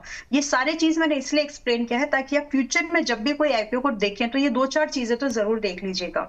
Now to be specific for the IPO concept, मुझे लगता है कि इसमें आईपीओ प्रीमियम लिस्टिंग आई, जीएमपी को हटा दीजिए, जीएमपी इज समथिंग जो हो सकता है, but price band, OFS plus fresh issue का कॉम्बिनेशन, थोड़ा सा इमर्जिंग इंडस्ट्री, ये सारी चीजें जो है इसमें थोड़ा सा रुझान जो है इन्वेस्टर्स का बढ़ा सकती हैं। क्यूआईबी जो है इसमें ऑलमोस्ट 50% है, that we need to track. उसको देखिए कि अगर वो लास्ट डे में आपका 2x के ऊपर चला जाए तो हम उसमें एक एप्लीकेशन जरूर बना करके आज भी अप्लाई कर दीजिए, और अगर आपका लास्ट का डेटा 2x के ऊपर है क्यूआईबी में, तो भी आप अपनी एप्लीकेशन को बना के रख सकते हैं। Premium listing we can expect. Investing के लिए भी मुझे लगता है कि प्रीमियम लिस्टिंग के बाद भी आपको 1 या 2 हफ्ते के अंदर में 135, 40, 50 के भाव भी दिखा सकता है, तो बने भी रह सकते हैं लिस्टिंग के बाद भी। ठीक है, बने भी रह सकते हैं। चलिए, तो ये बात रही आईपीओ को लेकर के, और इसी के साथ इस सेगमेंट को यहीं पर करते हैं समाप्त। हर्ष, बहुत बहुत शुक्रिया आपका।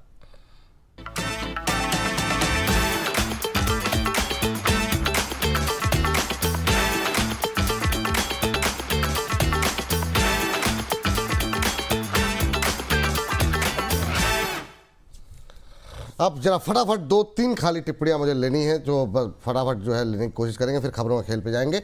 सबसे पहले सोनी जी हमारे साथ फोन लाइन पे जुड़ी हुई हैं। सोनी जी को नमस्कार। नमस्कार विपुल सर, नमस्कार। कैसी हैं मैम आप? एकदम अच्छी हूँ सर। मैं तो आपको बहुत दिनों से फॉलो कर रही हूँ सर। मनी 9 से ही मैं आपको फॉलो कर रही हूँ। धन्यवाद मैम, थैंक यू, बहुत बहुत धन्यवाद। बैंगलोर से बोल रही हैं आप? जी सर, मैं रहती हूँ बैंगलोर में, लेकिन मेरा एक्चुअली घर जो हुआ वो बिहार का है। मैं बिहार से हूँ सर। अच्छा अच्छा, तो छठ वगैरह ठीक से बीत गई आपकी? नहीं सर, कहाँ जाना होता है सर, छुट्टी नहीं होती है ना छठ में इधर सर। तो फिर आपने वहीं पे बैंगलोर में ही मनाई छठ अपनी? हाँ सर, यहीं पे थोड़ा बहुत कुछ लोग जो बिहार के लोग हैं वो मनाते हैं, तो फिर वहाँ पे मैं चली गई थी। बहुत बढ़िया मैम, बहुत बढ़िया। ये बताइए कैसे लग रहे हैं प्रोग्राम आपको हमारे? बहुत अच्छे लग रहे हैं सर। जब बोनस में कुछ ही व्यूअर थे तब से ही मैं आपको जो है देख रही हूँ सर। अरे थैंक यू मैम, बहुत बहुत धन्यवाद। और अपना प्यार, अपना आशीर्वाद ऐसे ही बनाए रखिए चैनल के साथ। और बताइए कैसे याद किया, क्या सवाल है? और वो हो सके तो अपने मोहल्ले में, अपनी जहाँ भी रहती हूँ सोसाइटी में। मैं सबको बता रही हूँ सर, आप इसके लिए टेंशन मत लीजिए। मैं सबको बोल रखी हूँ, सब लोग देख रहे हैं आपका प्रोग्राम, सबको अच्छा लग रहा है। बहुत बहुत धन्यवाद, बहुत बहुत धन्यवाद। जी मैम बताइए क्या सवाल है आपका? सर मैं ना 2 शेयर में फंस चुकी हूँ बहुत बुरी तरह से सर। एक है इंडियन ओवरसीज बैंक और एक है पटेल इंजीनियरिंग सर। ऐसी फंसी हूँ ना सर कि मैं उसमें निकल ही नहीं पा रही हूँ। अब आप ही कोई सुझाव दिलाइए कि अब इस दोनों में करें क्या हम। चलिए पहले जरा पटेल इंजीनियरिंग से पहले आईओबी स्क्रीन पर है, उससे बात कर लेते हैं। मैम अब थोड़ा सा मतलब जो है ना रिकवरी आनी शुरू हो रही है इस पूरे सेक्टर के अंदर, लेकिन आपकी खरीद का भाव थोड़ा सा काफ़ी ऊपर का है, तो इसलिए समस्या है थोड़ा सा। मैम 60 रुपये के आसपास का इसका 52 वीक हाई है। काफ़ी सारे शेयरों में रिकवरी आई है, ये उतना नहीं चला है। आपकी टिप्पणी क्या रहेगी इंडियन ओवरसीज़ को बैंक को लेकर? क्या एक बार लॉस बुक करके कहीं जो दूसरी जगह शिफ्ट होना चाहिए, या फिर चूंकि अभी ये सेक्टर चल रहा है तो अभी कुछ दिन तक वेट करना चाहिए? पहले तो आईओबी पे क्या स्ट्रेटजी होनी चाहिए? देखिए आईओबी अपनी वैल्यूएशन की वजह से नहीं चला, प्रॉफिट तो है कंपनी में, लेकिन चला बैंक में चला ये इसलिए नहीं क्योंकि इसका जो वैल्यूएशन है सेक्टर से कहीं ज्यादा है। हमने कहीं को खींचा है थोड़ा सा क्योंकि सच में कहीं ज्यादा है, तो वो इसलिए क्योंकि देखिए सेक्टर अपना 8 के मल्टीपल पर है और ये आज भी इतने दिनों के बाद भी 17 के मल्टीपल्स पर है। तो जहां पर एसबीआई जैसे बैंक, जहां पर काफी उम्दा बैंक अच्छी वैल्यूएशन पर है, तो इसीलिए ये अभी तक हाईलाइट नहीं हो पाया because of its valuation. But now जैसे कि आपने अभी फिर से आपने उसको किया कि इस थीम में पैसा आ रहा है और ये जो मर्जर की जो न्यूज है ये बड़ी है, काफी बड़ी है। तो मेरे हिसाब से अगर आप इसमें हैं तो थोड़ा पेशेंस रख लीजिए। मुझे नहीं पता कि आपके पास, मैं इसको ऐसे बोलती हूँ कि अगर आज किसी को इसको फ्रेश बाय करना है ना तो कर सकते हैं। तो 40 रुपए एवरेज कर लेना, एवरेज कर सकती हैं, वो इनका पर्सनल डिसीजन होगा। वो मैं पूछ लेता हूँ, साथ में ही है। सोनी जी एवरेज कर सकती हैं क्या इसको और खरीद सकती हैं? हाँ सर मैं कर सकती हूँ सर, यदि कुछ पॉजिटिव आने वाला है तब मैं कर सकती हूँ। हाँ ये बात है, कर सकती हैं। तो मैं इसमें एक टारगेट आपको बता देना चाहती हूँ। आज ये 40 पर है, यहाँ से लगभग 12% 45 रुपीज का एक टारगेट तो आप एक्सपेक्ट कर ही सकती हैं और लगभग 50 रुपए का। तो ये तो बेयर मिनिमम टारगेट्स हैं जो यहाँ पर मुझे आते हुए लगते हैं अगर आज कोई इसमें फ्रेश बाय या फिर एवरेज का व्यू बना करके चले। So here I am talking about current price से लगभग 25 से 30% के इन एंड ऑल गेन की। तो ये एक पॉसिबिलिटीज है। एंड रही बात इसमें स्टॉप लॉस, सिर्फ 4 रुपए 36 रुपीज का एक स्टॉप लॉस आप मेंटेन करके चलो and there is a possibilities. So यहाँ पर आप अपना जो एग्जिट है उसको प्रॉफिटेबल एवरेजिंग स्ट्रेटेजी से बना सकती हैं। हर स्टॉक एवरेज करने लायक नहीं होता, जहां नहीं होता है वहां मैं स्ट्रिक्टली मना भी कर देती हूँ, लेकिन यहाँ पर है वो मौका कि यहाँ पर आप फ्रेश बाय भी और एवरेज भी कर पाए तो कर लीजिए। तो वो थोड़ा सा आपका एवरेज भाव का जो है कम हो जाएगा, औसत जो है उसका। पटेल इंजीनियरिंग पे भी मैम एक टिप्पणी कर दीजिए। मैम किस रेट पे लिया हुआ है पटेल इंजीनियरिंग? 48 सर। 48 पे, ये तो अब जो है 2% आज भी नीचे है। अभी इसको एवरेज करने के no need to average in it, बस जैसा है उसको वैसे ही रहने दीजिए। एक स्टॉप लॉस जरूर रख लीजिए इस बार 32 रुपए 50 पैसे का। चाहे आप एग्जिट ले या ना ले, सिस्टम पर एग्जिट इस बार लगा दीजिए कि अगर ये 32.5 रुपए के नीचे भी जा रहा है it should be an exit point without emotion. इसमें मैम हाँ सही बात है, जहाँ उम्मीदें ना हो वहाँ एक बार नुकसान बुक कर लिए, जाने दीजिए। क्योंकि अभी ये ना 6 महीने में 20% का, मतलब पूरे साल नहीं चला, मतलब पूरा बाजार चल गया जो है, ये नहीं चलने को राजी है। एक साल में 34% का नेगेटिव रिटर्न। तो जो लेवल बता रही मैम, अगर वो आ जाए ठीक है, हाथ तो जोड़ जी, लीजिए। इसमें जो टारगेट्स हैं, टारगेट के एक्सपेक्ट मैं इसमें नजरिए भी आप ना सिर्फ आज से और 6 महीने मैक्सिमम रख लीजिए, इससे ज्यादा रखने की भी जरूरत नहीं है, ताकि आप अपने उस फंड्स को कहीं और भी यूज कर सके। सो आज 34 पर है, 40 फ्रेश बाइंग का सजेशन नहीं है, एवरेज का भी नहीं है। आज 34 पर है, 40 का और 46 का टारगेट हम यहाँ पर लेके चल सकते हैं विद स्टॉप लॉस एट 32.5। तो बस यही एक नजरिया है, but it's not a fresh buying. बाकी लोग भी देख रहे होंगे, तो ये फ्रेश बाइंग रिकमेंडेशन नहीं है। आगे बढ़ते हैं, बहुत सारी टिप्पणियां आई हैं। एक नितिन यादव जी कह रहे हैं, सर जी मेरा सवाल ले लो, बहुत जरूरी है, खबरों के खेल में ले लेते हैं, आपको डिस्कस कर लेंगे, लेकिन पहले जरा नगाड़ा बजाते ताकि हम लोग का टाइम वेस्ट ना हो। खबरों के खेल का रुख करते हैं। खबरें हैं जो बिगाड़ती हैं शेयरों की चाल, खबरें ही करती हैं आपको मालामाल। खबरों के चलते कहाँ देखने को मिल रहा है एक्शन, क्या होना चाहिए आपका रिएक्शन, ये बताएंगे अंबाला जी, खबर बताएंगे हम, और निर्णय लेंगे आप, खरीदे बेचें या फिर बने रहें। तो एक एक करके तमाम शेयरों को स्क्रीन पर लेकर के आते हैं। आगाज़ करेंगे सन फार्मा के साथ। सन फार्मा में क्या कुछ खबर आज आई है, ऑलमोस्ट फ्लैट ट्रेड करता हुआ। यहाँ पर आपको बता दें कि ये SZC को भारत में 2 अलग अलग ब्रांड के नेम से प्रमोट और डिस्ट्रीब्यूट करने के लिए बातचीत चल रही है। एस्ट्राजेनेका और सन फार्मा के बीच जो टाई अप हुआ है, ब्रांड को लेकर के पार्टनरशिप हुई है। SZC के लिए कंपनी ने ब्रांड पार्टनरशिप यहाँ पर एस्ट्राजेनेका के साथ की है। सोडियम ड्यूरोकोनियम साइक्लिकोसाइड, बड़ा कठिन सा नाम है, मेरी ज़बान हो जाएगी टेढ़ी, रहने देते हैं हम। तो फिलहाल के लिए सन फार्मा और एस्ट्राजेनेका दोनों पे राय जानना चाहेंगे मैम की। मैम अभी सन फार्मा का ऑलमोस्ट फ्लैट ट्रेड करता हुआ और एस्ट्राजेनेका में 0.25% की मजबूती, आपकी टिप्पणी। देखिए, सन फार्मा में अगर नहीं है तो बने आइए इसको, मतलब इसमें थोड़ा रिस्क तो है, क्योंकि चल बहुत गया है। और मुझे याद है कि कहीं पर तो डिस्कस हुआ है, but I don't remember the exact levels, तो मैं वो नहीं बता पाऊंगी। लेकिन सन फार्मा अभी भी मौका दे रहा है। अगर आप एक स्टॉक ढूंढ रहे हैं मार्केट में फार्मास्यूटिकल सेक्टर का, ये 1760 के पास में है, आप एक्सपेक्ट करिए कि सीधा अगली बात जो होगी यहाँ पर 1880 की, और उसके बाद सीधा 2150 की। इसमें ये 2 बड़े टारगेट मिलने की चांसेस है। हम यहाँ पर सिर्फ 6 महीने का आउटलुक लेकर के चल रहे हैं। 6 महीने में ये स्टॉक अच्छे चल सकते हैं। 6 महीने में मैं आज के भाव से लगभग 20% की अपसाइड की मूवमेंट को देख पा रही हूँ यहाँ पर। तो आप यहाँ पर चाहें तो एक व्यू लेकर के लॉन्ग साइड का देख सकते हैं। स्टॉप लॉस रहेगा 1650 closing based, and that is more than enough. इससे ज्यादा रिस्क लेने की इसमें नीड नहीं है। चलिए ठीक है, अगले जी हाँ कुछ कह रही हैं मैम, कंप्लीट कीजिए। हाँ, दूसरा स्टॉक आपने एस्ट्रोजन बोला है, जो कि 9150 के पास में है। फिलहाल इसको अवॉइड करो, this is not the right time to enter.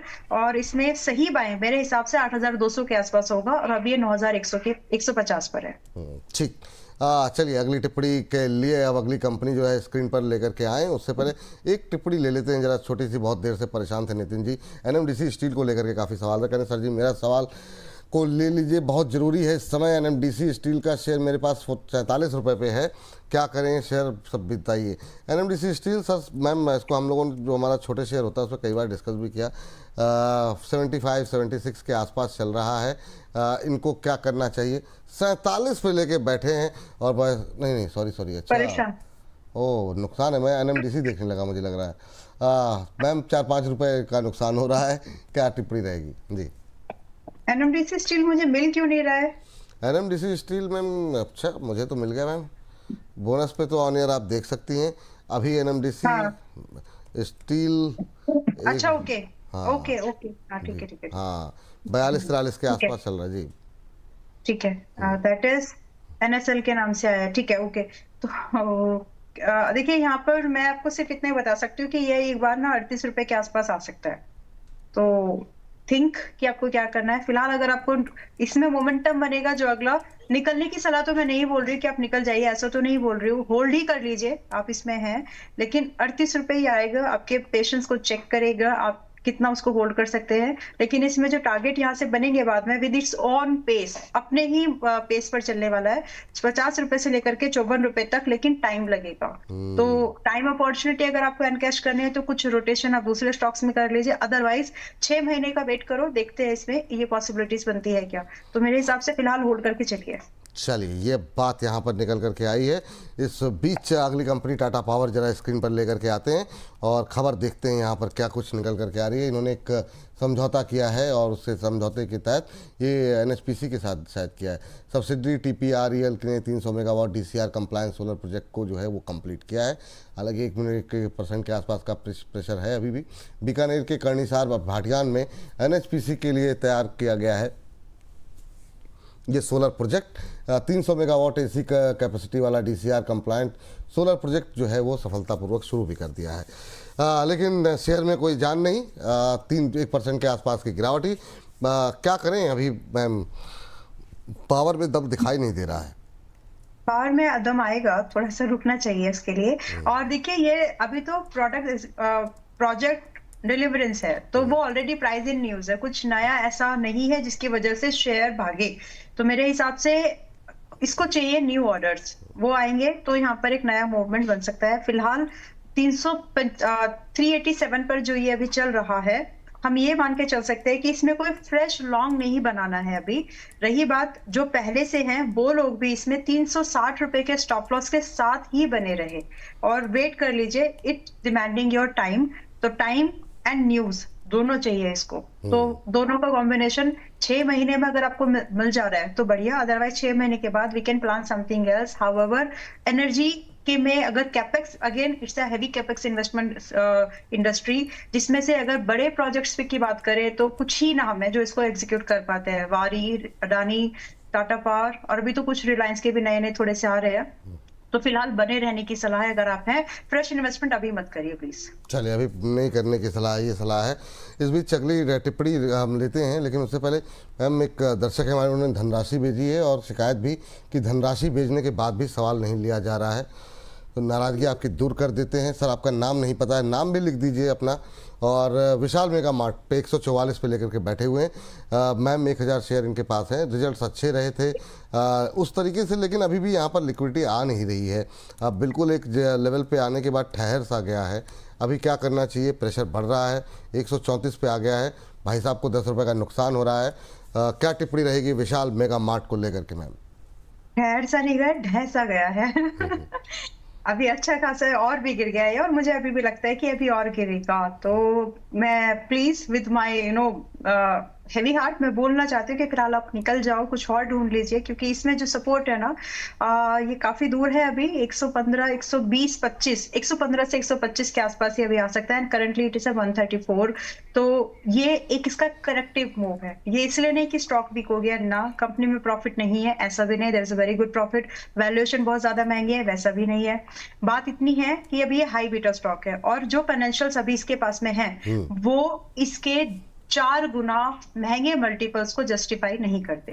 तो ये एक सबसे बड़ा रीजन है जिसकी वजह से इसमें प्रॉफिट बुकिंग जो है, जो लोग पहले के स्तरों से या फिर आईपीओ के टाइम से इसमें है, एंकर्स जो जो बड़े इन्वेस्टर्स यहाँ पर बैठे हुए हैं, उनको एग्जिट यहाँ पर अभी धीरे धीरे प्रॉफिट बुकिंग करेंगे यहाँ पर अभी। और तो आप भी आज 134 पर है, बुक कर लीजिए। कुछ और देखते हैं, जब इन बिटवीन द शो कुछ मिला तो उसको डिस्कस करेंगे। फिलहाल इट्स अ प्रॉफिट बुक। ये बड़ी समस्या है। जब चल रहा था तब सब लोग कह रहे थे ये तो बड़ी अच्छी है, अब जीएसटी कट हुआ है, अब 200 का टारगेट है। अब जब नीचे आने लगा तो फिर अब सब लोग करें निकल जाइए। अब निकलना लोगों के लिए थोड़ा सा मुश्किल हो जाता है।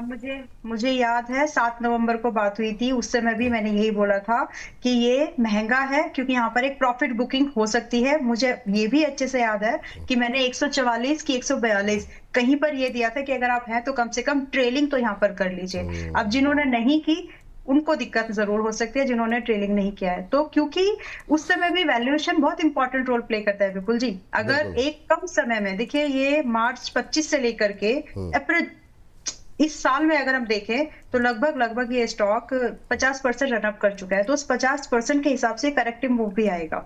तो मेरे हिसाब से this is not the right time to hold the position. Fresh long बाद में बनाएंगे, देखेंगे। तो फिलहाल ट्रेलिंग कब की कट चुकी है, तो दिस इज समथिंग अगर आप अभी भी हो तो बुक कर लो।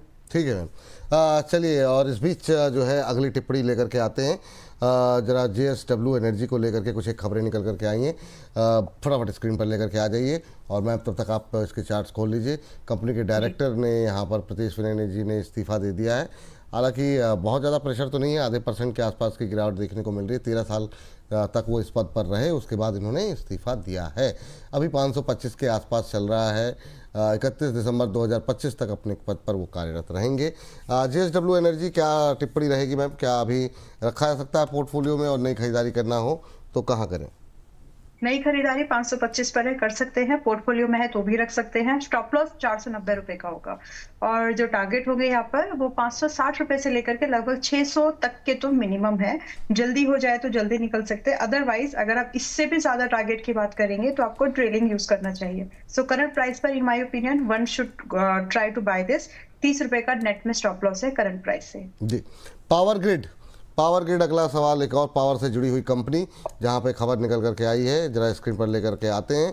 और शेयर में 1% के आसपास की तेजी यहां पर इसमें बनी हुई है। 3800 करोड़ के फंड रेजिंग प्लान को मंजूरी मिली है। बॉन्ड और ग्रीन शू ऑप्शन के जरिए कंपनी जुटाने जा रही है नई रकम, और इस समय नए इंट्राडे हाइज यहाँ पर बनते हुए क्या BTST की कोई गुंजाइश बन रही है मैम? जरा देखिएगा, 3800 करोड़ के फंड रेजिंग प्लान को यहाँ पर मंजूरी मिली है। जरा इसका अगर हो सके तो गूगल फाइनेंस का चार्ट दिखाएगा, ये मतलब धुआंधार रफ्तार के लिए तैयार। 276 का भाव, बहुत दिनों बाद किसी पावर क्षेत्र की कंपनी में इस तरह की रैली निचले स्तर से देखने को मिल रही है। मैम, क्या टिप्पणी रहेगी आपकी पावर ग्रिड को लेकर के? यहाँ से एक बाइंग का व्यू है। स्टॉप लॉस क्योंकि छोटा सा है तो सिर्फ हमारा स्टॉप लॉस यहाँ पर 265 का बनता है। यहाँ पर हम एक बाइंग का व्यू लेकर चल सकते हैं। तो BTST की जगह पर अगर हम थोड़ा सा स्विंग भी बोल दें तो ज्यादा बेटर होगा, ताकि आप उसको उस तरह से ले ले। यहाँ से हम 282 रुपए का एक पहला टारगेट आराम से देख सकते हैं। 290 का एक दूसरा टारगेट भी देखा जा सकता है। तो आप इसमें स्विंग के हफ्ते भर 10 दिन के व्यू के हिसाब से भी एक ट्रेड प्लान कर सकते हैं। स्टॉप लॉस क्या बताया आपने? 265 हो सके तो इसको मेंशन कर दीजिएगा। 282, 290 दो टारगेट यहाँ पर दिए जा रहे हैं, 282, 290 और 265 का भाव यहाँ पर पावर ग्रिड में देखने को मिल रहा है। अभी 276 पे ट्रेड करता हुआ, और 276 रुपये 65 पैसे। शानदार रिकवरी इस समय आप देख सकते हैं। इस समय लगातार नए उच्चतम स्तर बनते हुए दिखाई दे रहे हैं पावर ग्रिड के अंदर। चलिए अगली कंपनी जरा स्क्रीन पर लेकर के आ जाइए। मुझे लगता है चार्ट नहीं आ पाएगा। चलिए मैम, क्या टिप्पणी रहेगी आपकी? जो खबर तो लेके आ जाइए स्क्रीन पर। सात्विक ग्रीन एनर्जी, हाल की लिस्टिंग, सब्सिडरी को 177 करोड़ रुपए का ऑर्डर है यहाँ पर मिलता हुआ दिखाई दिया है। अभी इस नए ऑर्डर पे क्या करना चाहिए? Independent power producer EPC player से इनको यहाँ पर नया ऑर्डर मिलता हुआ दिखाई दिया है। मैम, सात्विक ग्रीन एनर्जी, हाल की लिस्टिंग, काफ़ी लोगों की टिप्पणी रहती है सात्विक को लेकर के, जानने को लेकर के। अभी क्या टिप्पणी रहेगी, क्या करना चाहिए सात्विक में? देखिए विपुल जी, थोड़ा सा तो रिस्की लग रहा है। अगर आज बेट ले रहे हैं तो रिस्क मुझे थोड़ा कंपैरेटिवली ज्यादा है, बट अवॉइड नहीं कर सकते क्योंकि ये आज अपने IPO के प्राइस के पास में है। सो अगर आप इसमें, but I would like to say this कि इसमें स्टॉप लॉस हिटिंग परसेंटेज मेरे हिसाब से प्रोबेबिलिटी थोड़ी ज्यादा है। मैं कभी कभी ये स्टेटमेंट देती हूँ। तो यहाँ पर आप 430 रुपए का एक स्टॉप लॉस अगर बर्दाश्त कर सकते हैं, which is currently it is trading at 465, तो यहाँ हम एक्सपेक्टेशन रख सकते हैं टारगेट की 490 से लेकर के 520 तक का एक ट्रेड प्ले यहाँ पर जरूर किया जा सकता है। तो 435 stop loss, 490, 430 is the target, sorry 530 is the target, second target. तो हम इसको यहाँ पर एक बार देख सकते हैं। बट एक्सपोजर मैं चाहती हूँ कि अगर आप कंसिडरेशन में ला रहे हैं इसको, तो स्टॉप का जो एक्सपोजर है थोड़ा सा लिमिट जरूर करिएगा, क्योंकि IPO के प्राइस पर है ये अभी। अच्छा सर, मैम एक चीज़ आपसे जानना चाहेंगे, जरा फटाफट एक बार GMR एयरपोर्ट का भी जरा व्यू देखिए, क्योंकि हमने 2-3 शेयर ऐसे डिस्कस किए जो कि 100 से 200 की रेंज में है। NMDC स्टील, विशाल मेगा मार्ट। मैं चाहूँगा कि GMR एयरपोर्ट भी अगर इसमें सेगमेंट पे रहे तो इसको हम उस हिसाब से थंब बना सकें। GMR एयरपोर्ट में अभी क्या करना चाहिए? काफ़ी लंबे समय के बाद एक ब्रेकआउट आया है, कहाँ तक जा सकता है और क्या अभी करंट लेवल पर भी खरीदारी की जा सकती है? देखिए ये सवाल सिर्फ एक स्टेटमेंट में, हाँ पहली बात तो आप खरीद लो, लेकिन आपका नजरिया थोड़ा बड़ा रखना पड़ेगा, क्योंकि मैं ही हूँ जिसने इसको 87-86 के आसपास में रेकमेंड किया था कि खरीदिए। 100 रुपए का भाव उस समय बड़ा दूर लग रहा था, लेकिन हो गया है। बट आज ये 104 के पास में है, तो क्या अभी भी खरीद सकते हैं? हाँ, क्योंकि इस इंडस्ट्री में बहुत ज्यादा प्लेयर है नहीं, and it's a very licensed based kind of industry. तो ईजी एंट्री भी नहीं है, एंट्री बैरियर बहुत स्ट्रॉन्ग है। कुछ ही कंपनीज हैं जो इसमें अच्छा काम कर रही है, this is one of them. तो आप इसमें बेट लगा सकते हैं। इंडिया में ये ग्रोइंग इंडस्ट्री भी बनेगी और भी नए एयरपोर्ट्स बन रहे हैं। तो मेरे हिसाब से 104 पर आप तभी खरीदो जब आप बर्दाश्त कर सकते हो स्टॉप लॉस 93 का। दूसरा, जब आप इसको आज से 3 क्वार्टर्स मिनिमम है, ये मैं मिनिमम बोल रही हूँ, होल्ड कर सकते हैं तो। चलिए ठीक है, ये टिप्पणी यहाँ पर है। और अगली टिप्पणी लेकर के आइए जरा एचसीएल की खबर, क्या खबर निकल करके आई है। एचसीएल पे जो है चिप मेकर NVIDIA के साथ मिलकर के नई इनोवेशन लैब इन्होंने शुरू की हुई है, उसको लेकर के अपडेट यहाँ पर आती हुई दिखाई दी है। सांता क्लारा कैलिफोर्निया में नए इनोवेशन लैब जो है की शुरुआत इन्होंने की है। मैम ये खबरें तो काफ़ी आ रही हैं आईटी को लेकर के, नहीं चल रहे हैं अभी, क्या दूरी बना करके रखें, क्या करना चाहिए? एचसीएल पे ज़रूर खबर है ये वाली, लेकिन मेरा व्यू नज़रिया जो है मैं जानना चाह रहा हूँ, आईटी से क्या अभी दूरी बना के रखें? नहीं, ऐसा नहीं है विपुल जी, दूरी नहीं बना के रखनी चाहिए। दिस इज द टाइम जहां पर you can buy a value. Company में इंडस्ट्री में मैक्रो फैक्टर बहुत स्ट्रांग चल रहे हैं, जिनका जो प्रेशर है वो काफी अच्छा प्रेशर हमको दिख रहा है। सीधी भाषा में बोले तो यूएस के साथ जब तक हमारे संबंध ठीक नहीं हो जाते, because we are heavily dependent about this IT industry on the US market, तो ये एक बड़ा ट्रिगर पॉइंट होगा। और जिस तरह से अगर ये रिलेशन इंप्रूव हो गई तो आईटी ही है जो सबसे ज्यादा बाउंस कर सकता है। सो इग्नोर ना करे, चाहे तो एक्सपोजर लिमिट कर ले, लेकिन इसको थोड़ा ध्यान में रख सकते हैं। इसीलिए मैंने persistent, emphasis and persistence, Infosys and TCS, ये 3 स्टॉक्स में हैप्पीएस्ट माइंड, ये स्टॉक्स में एंट्रीज दी हैं। तो मेरे हिसाब से इनमें नजर बना करके अभी भी रखना चाहिए। रही बात एचसीएल टेक की, तो आज ये 1600 के आसपास में है, थोड़ा सा महंगा है। थोड़ा कूल ऑफ अगर ये फिर से हो जाता है, आपको लगभग 1550 तक अगर ये वापस मिले तो खरीदार बनने की कोशिश कर सकते हैं। तो नीचे के भाव पर खरीदे, लेकिन दूरी ना बनाए। नीचे के भाव पे खरीदें लेकिन दूरी ना बनाएं, ये टिप्पणी यहाँ पर निकल करके आई है। और इन सब के बीच में मैम अगली टिप्पणी जरा स्क्रीन पर, जरा अगली खबर लेकर के आ जाइए। यहाँ पर क्या करना चाहिए जरा स्क्रीन पर देखिए। JSW इंफ्रा पे खबर आई है, मिनरल डेवलपमेंट ओमान के साथ यहाँ पर इन्होंने एक नई डेवलपमेंट की खबर है मैम, नया एग्रीमेंट इन्होंने किया है।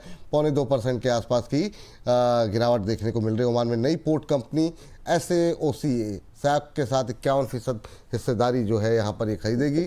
JSW ओवरसीज FZE ओमान के साथ ये एक्विजिशन कंप्लीट करेगी। 0.25% के आसपास की गिरावट देखने को मिल रही है। अभी जैसे आप कह रहे थे ना कि सेक्टर में और ज़्यादा कंपनियां ज़्यादा नहीं हैं, उसी तरह की कंपनी ये भी है JSW इंफ्रा। इस सेक्टर में बहुत ज़्यादा कंपनियां नहीं हैं। आपकी टिप्पणी क्या रहेगी? जी देखिए, ये हैवी कैपेक्स इन्वेस्टमेंट इंडस्ट्री है। मैं वही बताने की बार बार कोशिश करती हूँ कि ऐसी इंडस्ट्री में जब आप पैसा लगा रहे हो ना, you have to have this clarity कि ये अपने पेस पर कई साइकिल्स के बाद एक अच्छा तरीके से काम करती है। तो अभी ये जो न्यूज है, ये इस कंपनी के लिए पॉजिटिव न्यूज है फर्स्ट ऑफ ऑल, क्योंकि कंपनी नए एक्सपेंशन की तरफ जा रही है। दूसरे, इसके लिए एक नए रेवेन्यू के मॉडल खुल जाएंगे, रेवेन्यू का एक स्कोप खुल जाएगा। तो ये कंपनी प्रोस्पेक्ट साइड से पॉजिटिव न्यूज। करना ये है कि आज ये जब 275-76 पर है, तो हमें ये ध्यान में रखना है कि हमें इन्वेस्टर ही बन के इसमें काम कर सकते हैं, ट्रेडर बन के नहीं। सो फॉर दैट अगर ये 330-40 पर, 230-40 पर अगर ये एक बार मिले तो एवरेज करना पड़ेगा। मैं यहाँ पर 5 साल का अगर मैं नजरिया दूं, क्योंकि मैंने जैसे कि बोला कि ट्रेडिंग लायक नहीं है, इन्वेस्टिंग लायक है, तो आज 275 पर है ये आपको 450 के पार जाते हुए दिखेगा। That's the potential, it's there. तो इन्वेस्टर के नजरिए से देखो इसको। चलिए ठीक है मैम, जाते जाते एक संक्षिप्त टिप्पणी वोडाफोन आइडिया को लेकर के। अब 10:80 पर आ गया है, इस कार्यक्रम को समाप्त करने का भी टाइम हो गया है। अभी क्या करना चाहिए, क्योंकि ये बहुत सारे शेयर जो हम थोड़ा सस्ते डिस्कस कर रहे हैं, थम के लिए हमारे पास मटेरियल तैयार हो जाए। 11 रुपये के आसपास ही आ गया, 10 रुपये 80 पैसे के आसपास। फ्रेश एंट्री की गुंजाइश है यहाँ पर, या और नीचे आने का वेट करें? और नीचे मैंने 8.5-9 रुपए का भाव दिया है री एंट्री के लिए, तो उसका ही वेट करेंगे हम। तो अभी जिनके पास है वो होल्ड करें और नई खरीदारी अभी नहीं करनी। टारगेट क्या रखे है? जिनके पास है, मैं एक बात बोलूं तो आप 15% नीचे आने का वेट क्यों कर रहे हो? अभी प्रॉफिट बुक कर लीजिए। सेम प्रॉफिट को हटा के जो कैपिटल मेन था इसके इस पर्टिकुलर स्टॉक में, उसको रीइन्वेस्ट 9-8.5 के आसपास करेंगे। तो that is a beautiful strategy that we could use as of now. तो होल्ड करने की जरूरत नहीं है, प्रॉफिट बुक करिए, 8.5-9 के बीच में री एंट्री प्लान करेंगे। चलिए ठीक है मैम, आपकी तरफ से कोई डिस्क्लोजर यहाँ पर? बहुत सारे स्टॉक्स डिस्कस हुए हैं विपुल जी आज भी, बट इन माय ओपिनियन मैं एक बार चेक भी कर लेती हूँ। मेरे पास में ऐसा कोई स्टॉक नहीं था जो आज मेरे पोर्टफोलियो में है और हमने आज डिस्कस किया हो, बट डेफिनेटली हमारे मेंबर्स के पास होंगे और शफलिंग ऑफ द स्टॉक्स चलती रहती है। तो दैट्स अ डिस्क्लोजर।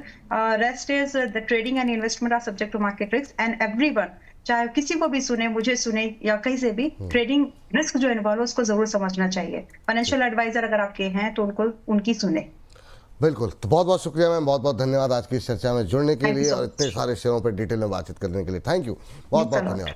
प्रतिभूति बाजार में निवेश बाजार जोखिमों के अधीन है। निवेश करने से पहले सभी संबंधित दस्तावेजों को ध्यान से पढ़ें।